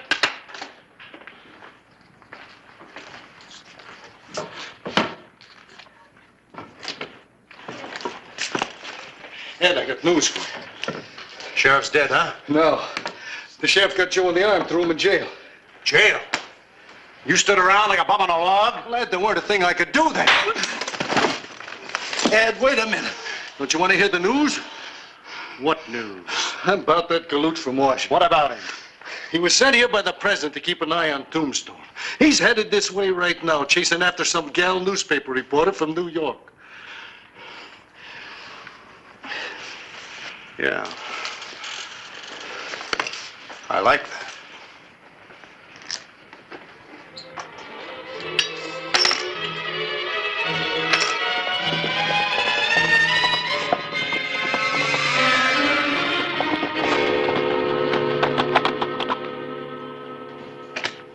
Clay!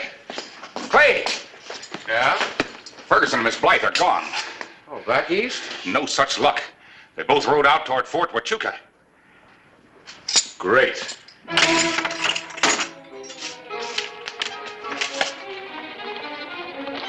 The Chandler gang had a plan to intercept the two riders on their way to Fort Huachuca. Clay Hollister sensed trouble and rode against time.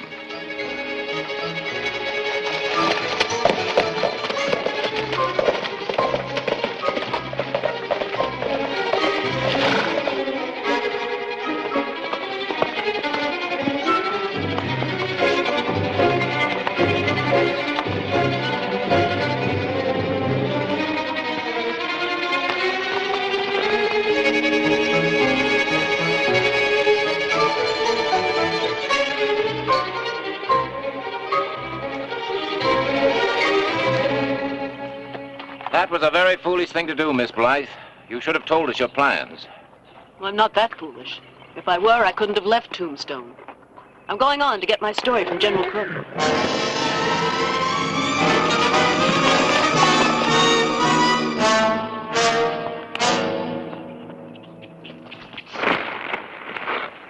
What's this all about? The boss got lonesome, wants company. I don't think he'll want mine. Do you know who I am? That's the reason he wants to see you. The young lady there may get a good story. It'll be about you. Oh, no.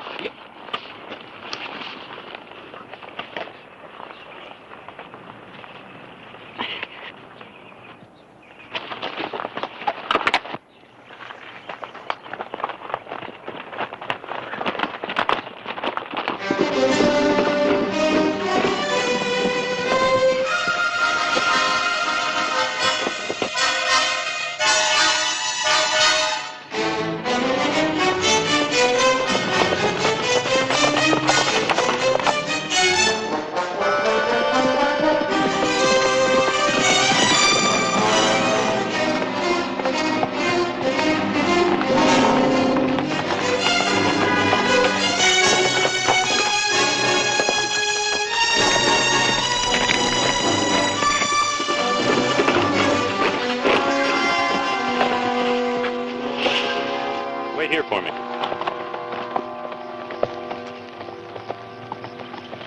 Howdy, Mr. Hollister. Where are you headed for? I'm looking for a girl newspaper reporter and a man who set out to find her. So are we. He wired the fort to send a guard out to meet him. Well, I can't understand how you missed him. Me either. Hope nothing's wrong. Look, Corporal, take your men up through the Huachucas on the way back. I'll ride through the Whetstones. Glad to, Hollister. And, if you find out anything, wire my deputy in Tombstone. Right.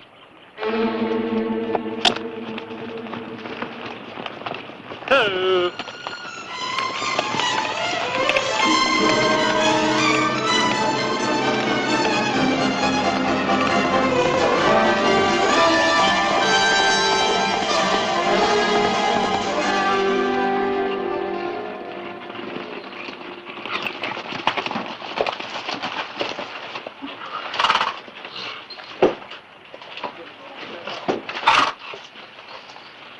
Step up.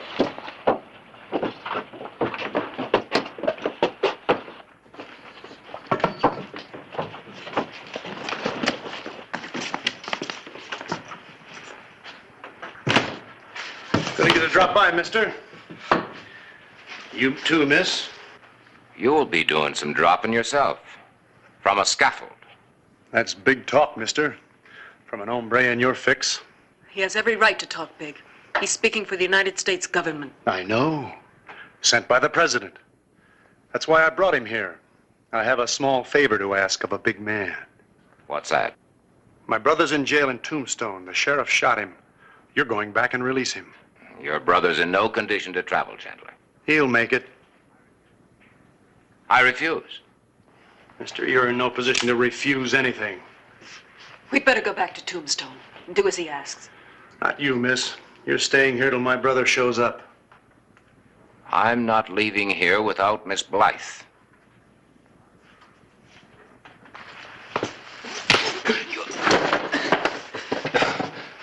Are you ready to go back to Tombstone? Without Miss Blythe? No. Clears, you've got to do as they say. I want my brother here within 6 hours. And tell Hollister that if he makes one move that looks like a double cross, we clear out for Mexico. With the little lady. In that case, I guess I have no choice. Put the blindfold back on him. Take him back where you picked him up. Then he's on his own.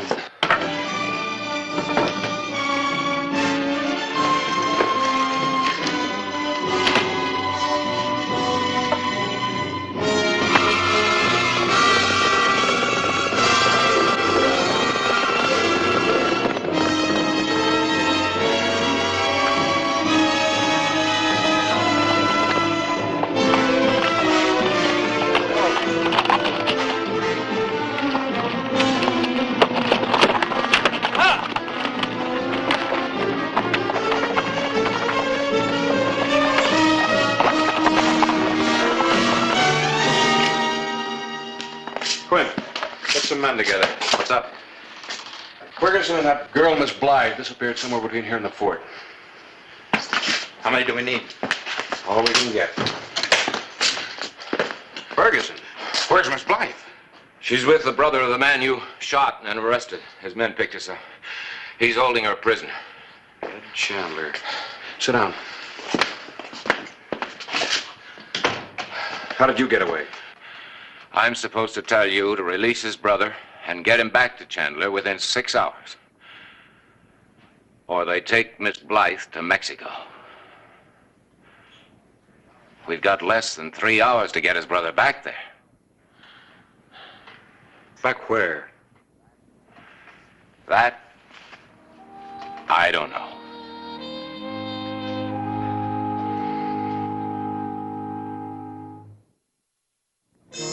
The afternoon of October 16, 1882. The investigator of crime in Tombstone had found some. And had found himself right in the middle of it. I've been trying to get something on the Chandlers. They're suspected of murder, rustling, smuggling, armed robbery. Everything in the book. I'll get the men to follow Joe. Maybe we can find him that way. Never mind the posse. Ed'd just skip over the border with the girl.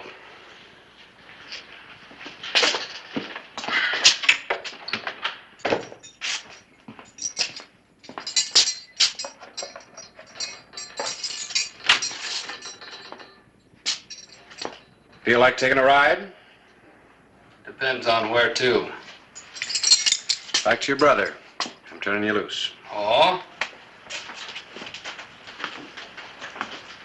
What's the joker? Seems like a good idea. Afraid Ed'll come with the boys and blast the town, huh? Maybe. Or maybe you think you're gonna follow me and find Ed, huh? I'm not gonna follow you. I'm gonna take you. All right. There's nothing I'd like more than getting you within range of Ed's guns.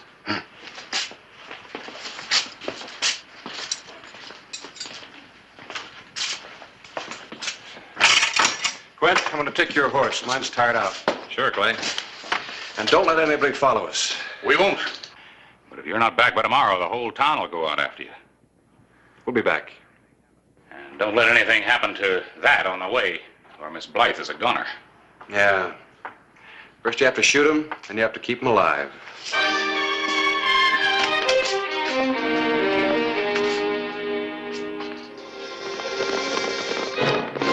The life of Elizabeth Blythe depended on delivering Joe Chandler before the 3-hour deadline had passed.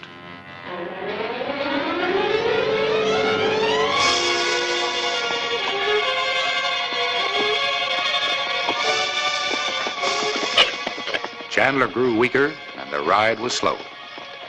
Time was running out.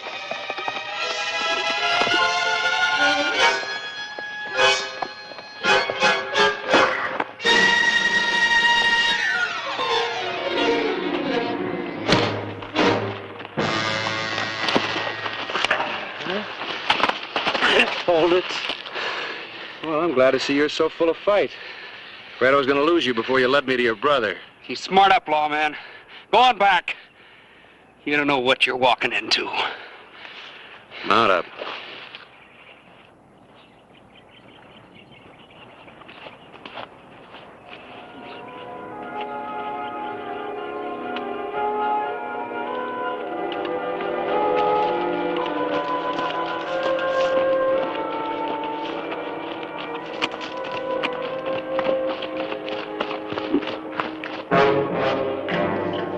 I guess we better get ready to ride. Looks like Joe isn't going to show up. You'll find lots of things to write about in Mexico, miss.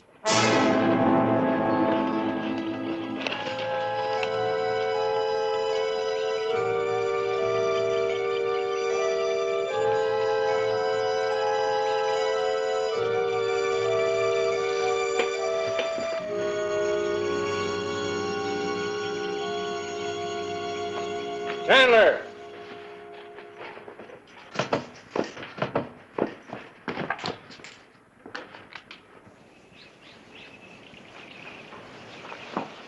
Send the girl out, I'll turn your brother loose. No! Turn Joe loose, then I'll let the girl go. I'm calling this. How do I know you'll let him go? She walks to me slowly, he walks to you slowly. and I'll have him covered every step of the way. You'll shoot him. Unless I have to. Give me the girl, there won't be any shooting this time.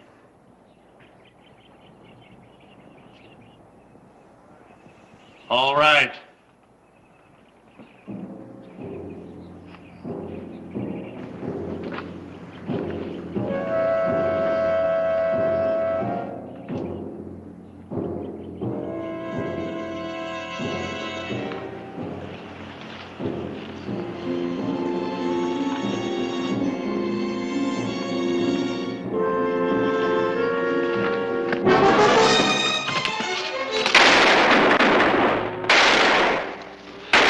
Did you get Hollister when you had the chance? You were just too fast for me. Well, he's not too fast for me. We'll get him now.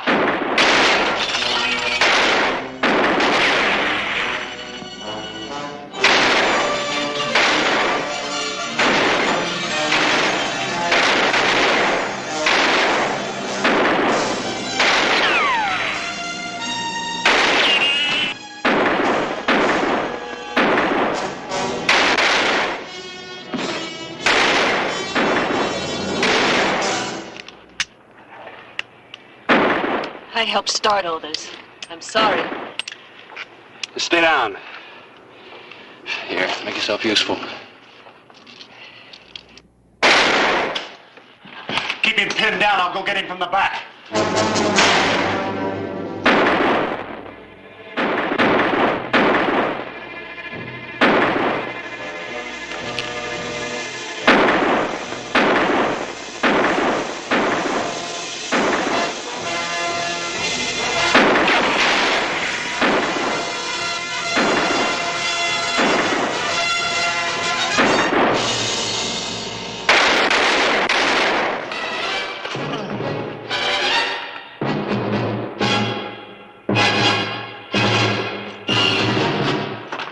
Clearing out of here and fast. Hey, you're not running out on me when I'm hurt.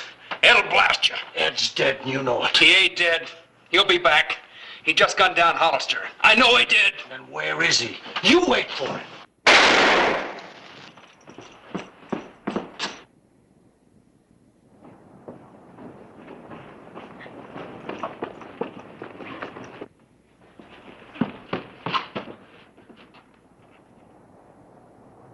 Still a couple left in the house.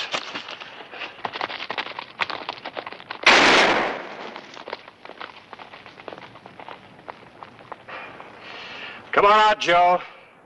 You haven't got a chance. Men are gone, your brother's dead. You're lying! He ain't dead!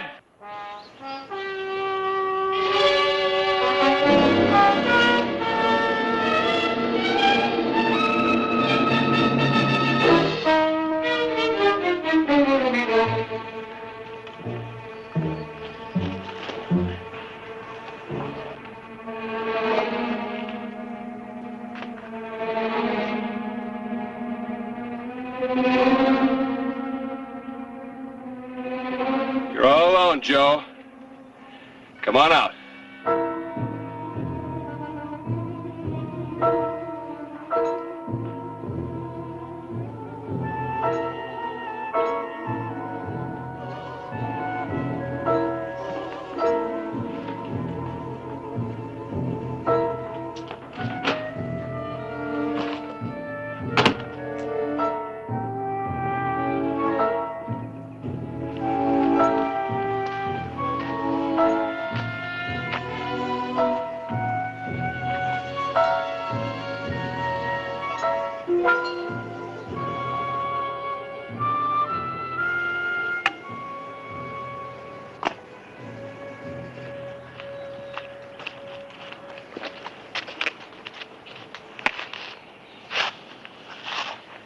How are you at writing obituaries?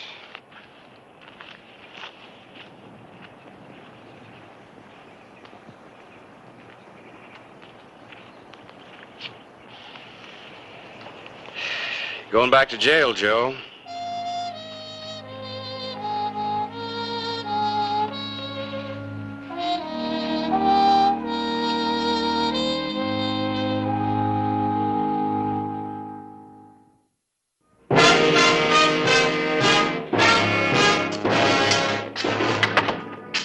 it take you to run down Pete and the other one?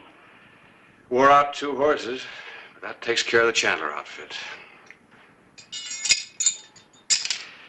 I won't need keys to keep the ones up on Boot Hill out of trouble. You don't like your job, Sheriff. I don't like killing. Hollister, I came out here to report on the crime wave in Tombstone. Yes, and when you interrupted an arrest to tell me that, Joe Chandler almost killed me. I'm going to report that there is crime, a lot of it. But it's being held in check. I'll second that. My recommendation will be absolutely no interference by federal authorities. And you know how I'm going to back that up? How? By leaving for Washington myself on the first stage.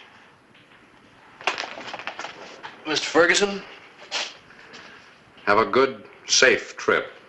Thank you.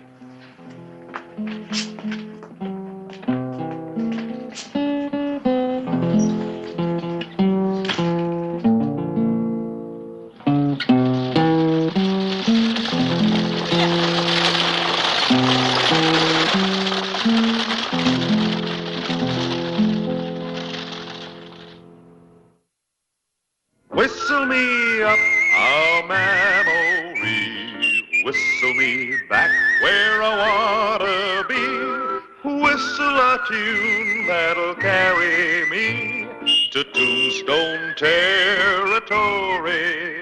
If your past has run afoul of the law, it's a handy place to be. 'Cause your future's just as good as your draw in Tombstone territory. Whistle me up a memory, whistle me back where I wanna be, to Tombstone territory. In town. I just saw him. So? The talk is he's back in town to kill you, since you were the one who sent him up. Well, never expected to catch the two of you together. Must be my lucky day. Oh, Jake, I understand you're going to call me out. Don't listen to gossip, Hollister. I'm not here to kill anybody. Oh? Prison changed you, huh? Yeah. Clybourne, I want to run an ad in the paper. One of those one-liners. Expert wheelwright wants job. You? A wheelwright? I learned it at Yuma. You gonna run the ad or not? Sure, I'll run it. I'm all for any man who wants to go straight. And Hollister, if any joker wants to blame me for something again, you know better, see?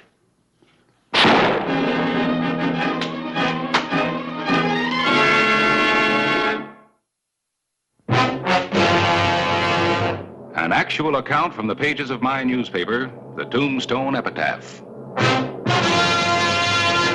This is the way it happened, in the town too tough to die. Tombstone territory.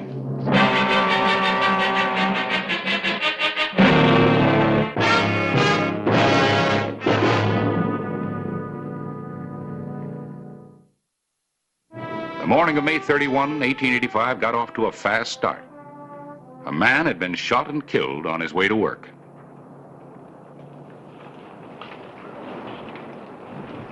Find anything? Yeah, just that Bert was on his way to work. The killer waited for him to get by and then shot him. Must have stood over there. How do you know? Well, the ground's all mussed up, like he got fidgety waiting. Well, here's a slug Doc Cunningham took out of his back. Not much to go on. Great. Can't be more than a couple of 138-40s in town. Old Bert Henry. Who'd want to kill him? Maybe Harry Dunbar can give us something to go on.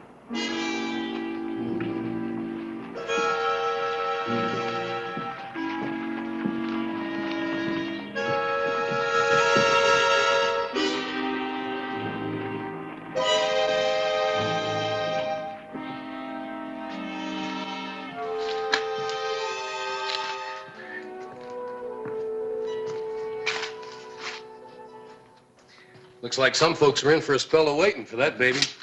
Also looks like I came to the right place at the right time. Haven't I seen you before? Maybe, maybe not. The point is, I'm a wheelwright. You need one bad. Oh, no, I don't. I've got the best man in town, Bert Henry. Well, Bert's not working here anymore. Somebody gunned him down. Bert? It was in Hollister's office when he was shot. Word is spreading all over town. That's why I thought... Hi, Harry. You didn't waste any time getting here, I see. Somebody's got to take the fellow's job. Might as well be me. Got any idea who shot him down, Clay? No, not yet. All I know is he was ambushed on his way here. He died in Doc Cunningham's office. Why would anybody want to kill Bert? He didn't have much money.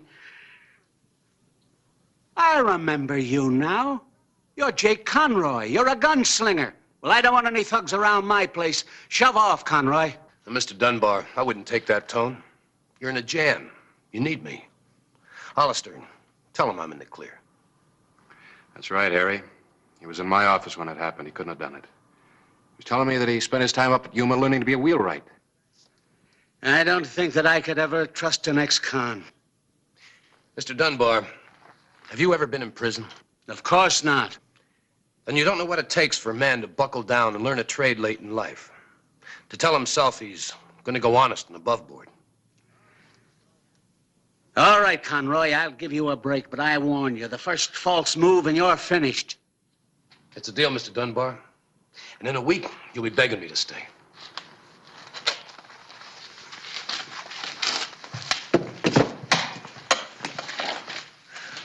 Let's see here. Dunbar handles a lot of important business. Stage line, couple 3 mining outfits. Now Jake Conroy's working for him. Oh, what's that got to do with anything?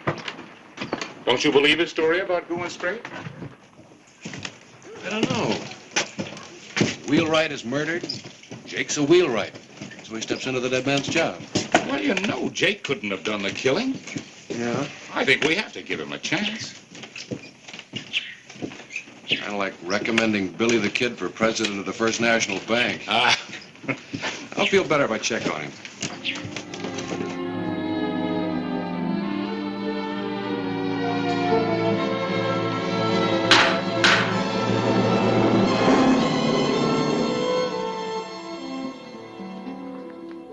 Don't seem warped to me.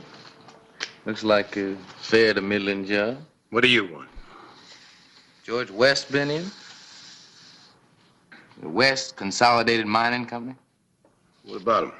When he comes to town, he leaves his buggy here. Saw him on Allen Street.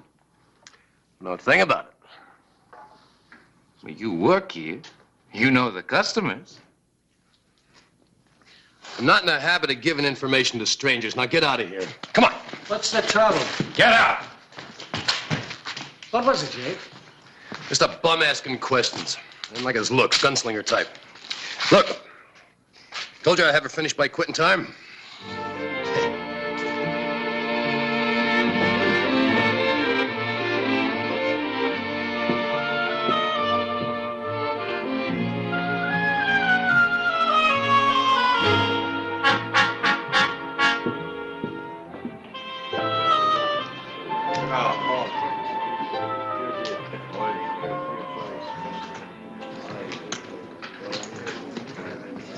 Give me a shot. Hello, Mr. West. How do you do? Bartender, I'll have another drink at the table. Mr. West. Not till I had my say. All right, what is it? Remember me? Holby Jones. I used to be a miner. Before you accused me of stealing silver or before you had me sent to the pen for something I didn't do. Well, this is preposterous. You're gonna pay for what you did to me, All Mr. right, West. head for the street. I ain't packing a gun. You are. I can fix that.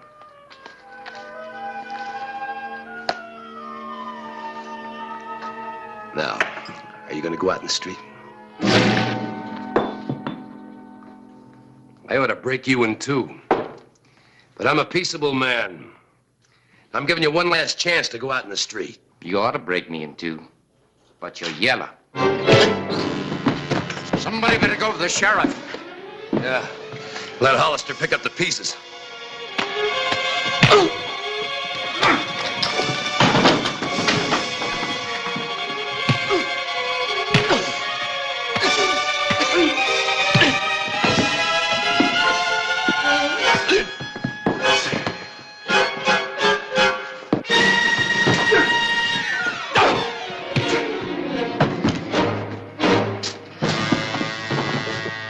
All right, Jake, you're under arrest. What for? I didn't do anything. He started it. I had to protect himself. Don't give me that. Let's go. Just a moment, Sheriff. He's right. That man mistook me for somebody else. He accosted me. This man stepped in on my behalf. Thanks, Mr. West. Thanks. I got in trouble a few years ago. You know how lawmen are. Once they get you pegged, they hate to see you come unpegged.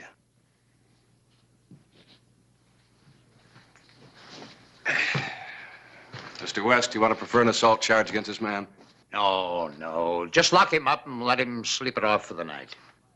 Real high and mighty, ain't you, Mr. West? Let's go. Good man, Hollister. The best. Guess I'd be suspicious of everybody, too, if I had his job. I'm grateful to you, Conroy. If ever you need work, come around and see me. Thanks. But I'm working for Harry Dunbar right now. I'm a wheelwright. Wheelwright? I noticed that buggy of yours. Anytime you want it fixed, bring it around. I'll treat it right. We seen you, Mr. West. Oh, Conroy, your gun. No, thank you. Don't know why I wear it. I guess we've got to protect ourselves in Tombstone. We found that out. We did find it out. Thank you.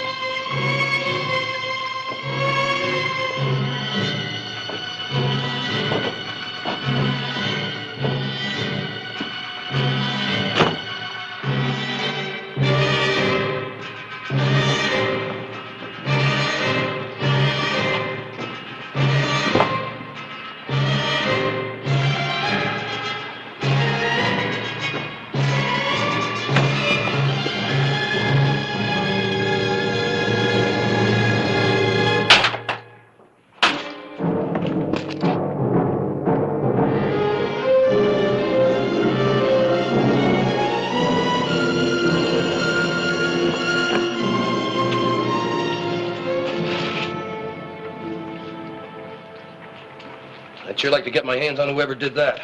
You better report it to Hollister. I intend to. First, I have to be sure if you can repair it. I'll make it like new. It'll take a while. Now, how long?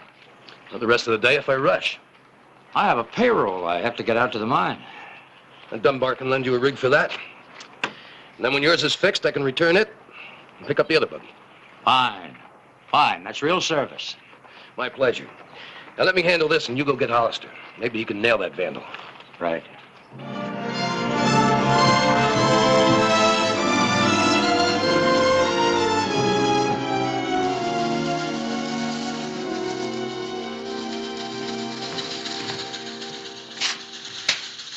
Hello, Jake. Hello, Hollister. Anything you can tell me about Mr. West's buggy? Yeah? Two spokes busted, done with something heavy, I'd say, like a sledge. Straight grain dash. Nothing but the best for this job. You know who did it, of course. No, you tell me. The Holby Jones. Maybe. Oh, no maybe about it. Takes a bad man to break up something as beautiful as that buggy. You learn about a man when you fight him. He's a bad one. Much like a twin sister, huh? I don't know. What do you mean you don't know? You ever see a better matching job? I wasn't talking about the spokes. I was thinking about something else. Something else? Yeah. I'll see you later.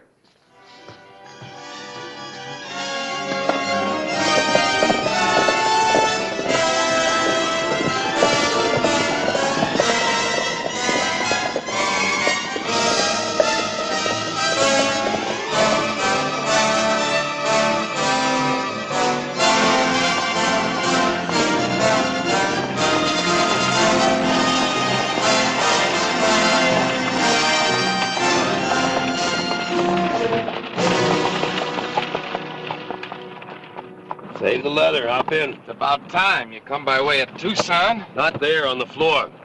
Nobody's gonna see me way out here. We're not taking any chances. I've got the sheriff looking for you, remember? Yeah, didn't have to do that. You didn't have to tell him I was the one who busted West's buggy. Lie down. All the way. Yeah.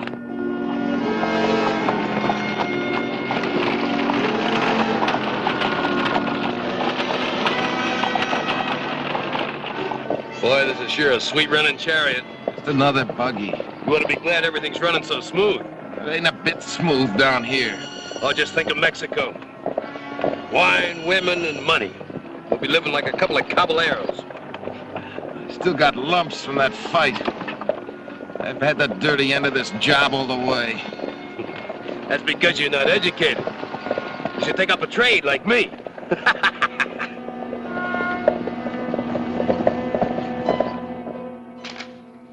Oh, it's the report from Yuma on Jake Conroy. What do you know? Jake was a trustee. Exemplary conduct, learned to trade. At least he gave us a straight story. Released May 1st, along with an inmate by the name of Red River Tom. Left Yuma together, heading east. Uh-oh, listen to this. 5'11", slim, dark-haired, 32, speaks with a slight southern accent. Remind you of anybody? That story I gave you for the epitaph. Conroy's fight in the Crystal Palace with a stranger. Hobie Jones. Or Red River Tom, according to Yuma. These days, thugs change their name like you change your shirt. Well, then if Conroy knew Jones, that fight in the saloon had to be staged. Uh-huh. But you gotta go back one step further. Hobie killed Bert Henry so that Jake could get into a key job.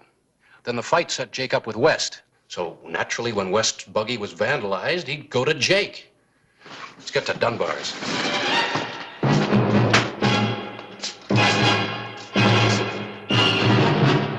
Harry, where's Jake? Oh, he's out, delivering the buggy to Mr. West. At the mine, I suppose? That's right. He'll be back soon. No, Harry. Not unless we drag him back.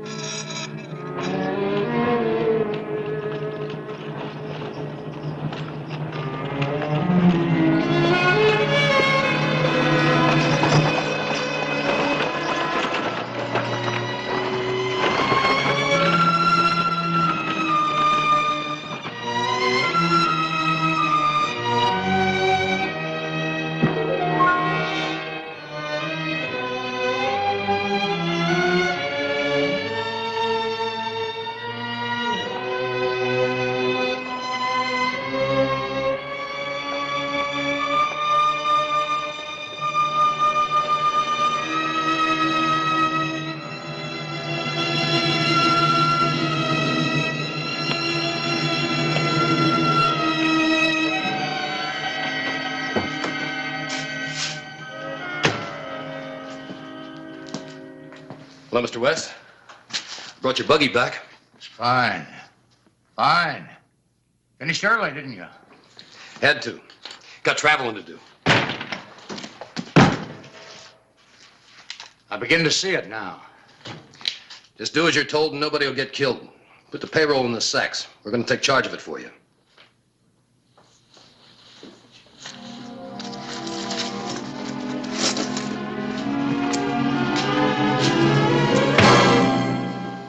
That wasn't necessary. Yes, it was. Truss him up, Hobie. Make it fast. We've got to move. We'll take the good buggy. We're rich now. We're not going to ride in a livery stable rig. How about the guard at the gate? The boss will be driving. Hobie will be on the floor. I'll be beside you. Any false moves and you get 2 slugs, one in the back and one in the belly. Now, let's go.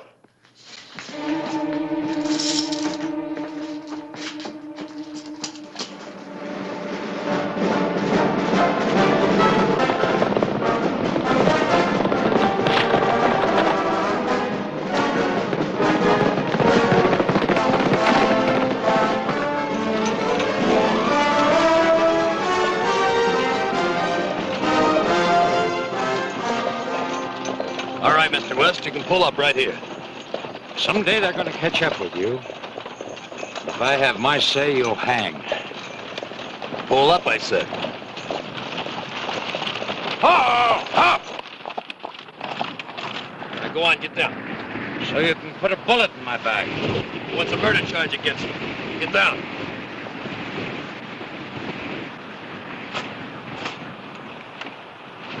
start hoofing it. Only take you a few hours.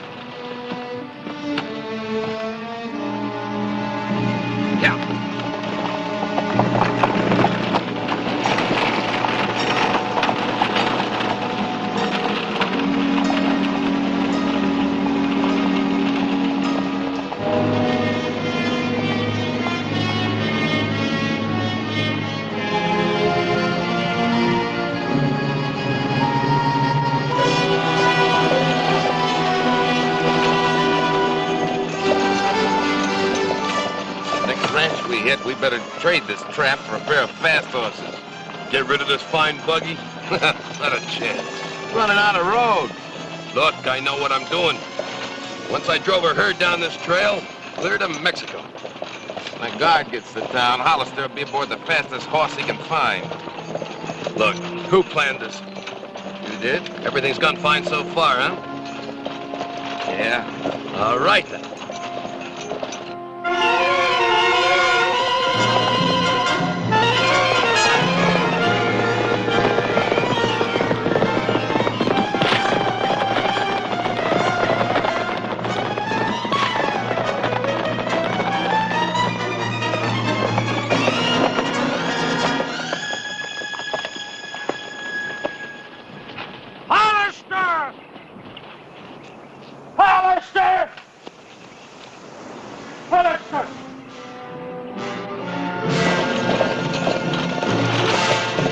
Time on foot.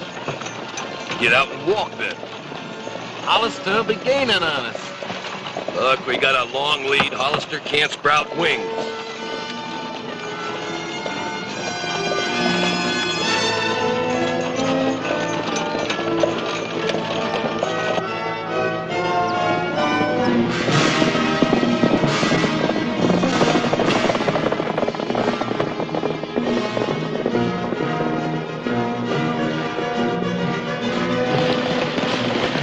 More like it.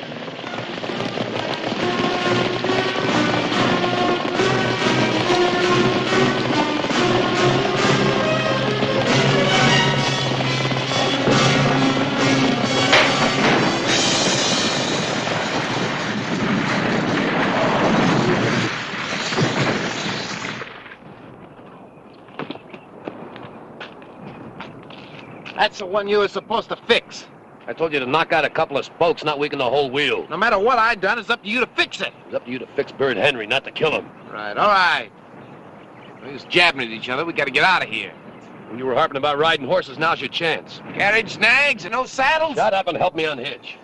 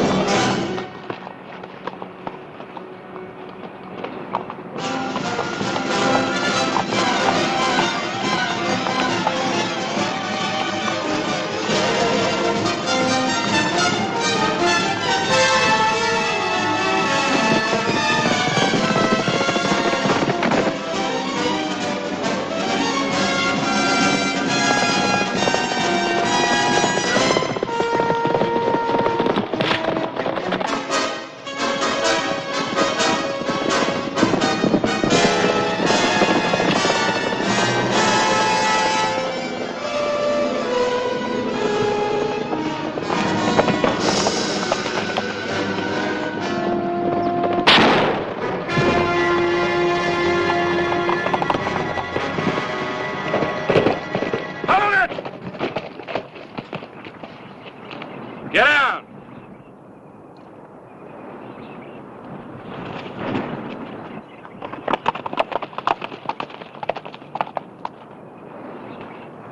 Guard him, Harris.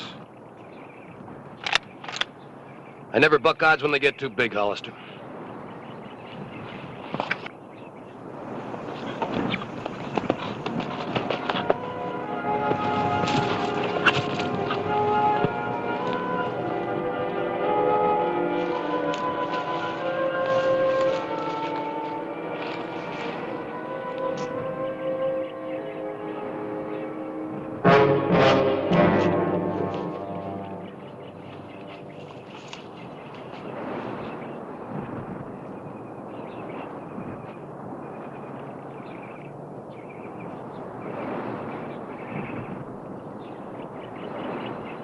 dead.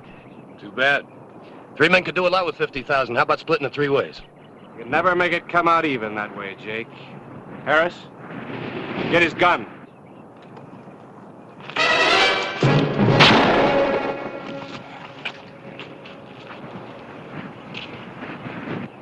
I'm glad you're a good shot. That was close.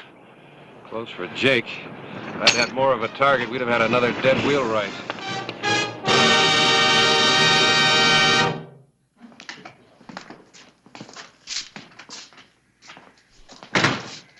Hold it here. That judge hauled off and threw the book at me. You got off easy. You deserve the rope. Yeah? I'd be in Mexico right now buying and selling judges like him if it hadn't been for that buggy wheel. Cheer up, Jake. Takes time to make a master wheelwright. You'll have that time up in Yuma. The rest of your life.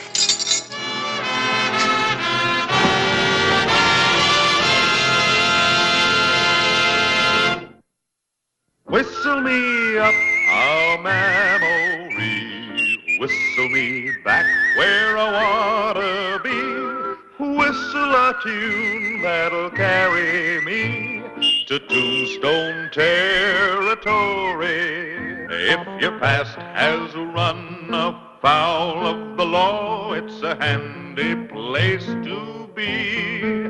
'Cause your future's just as good as your draw in Tombstone territory.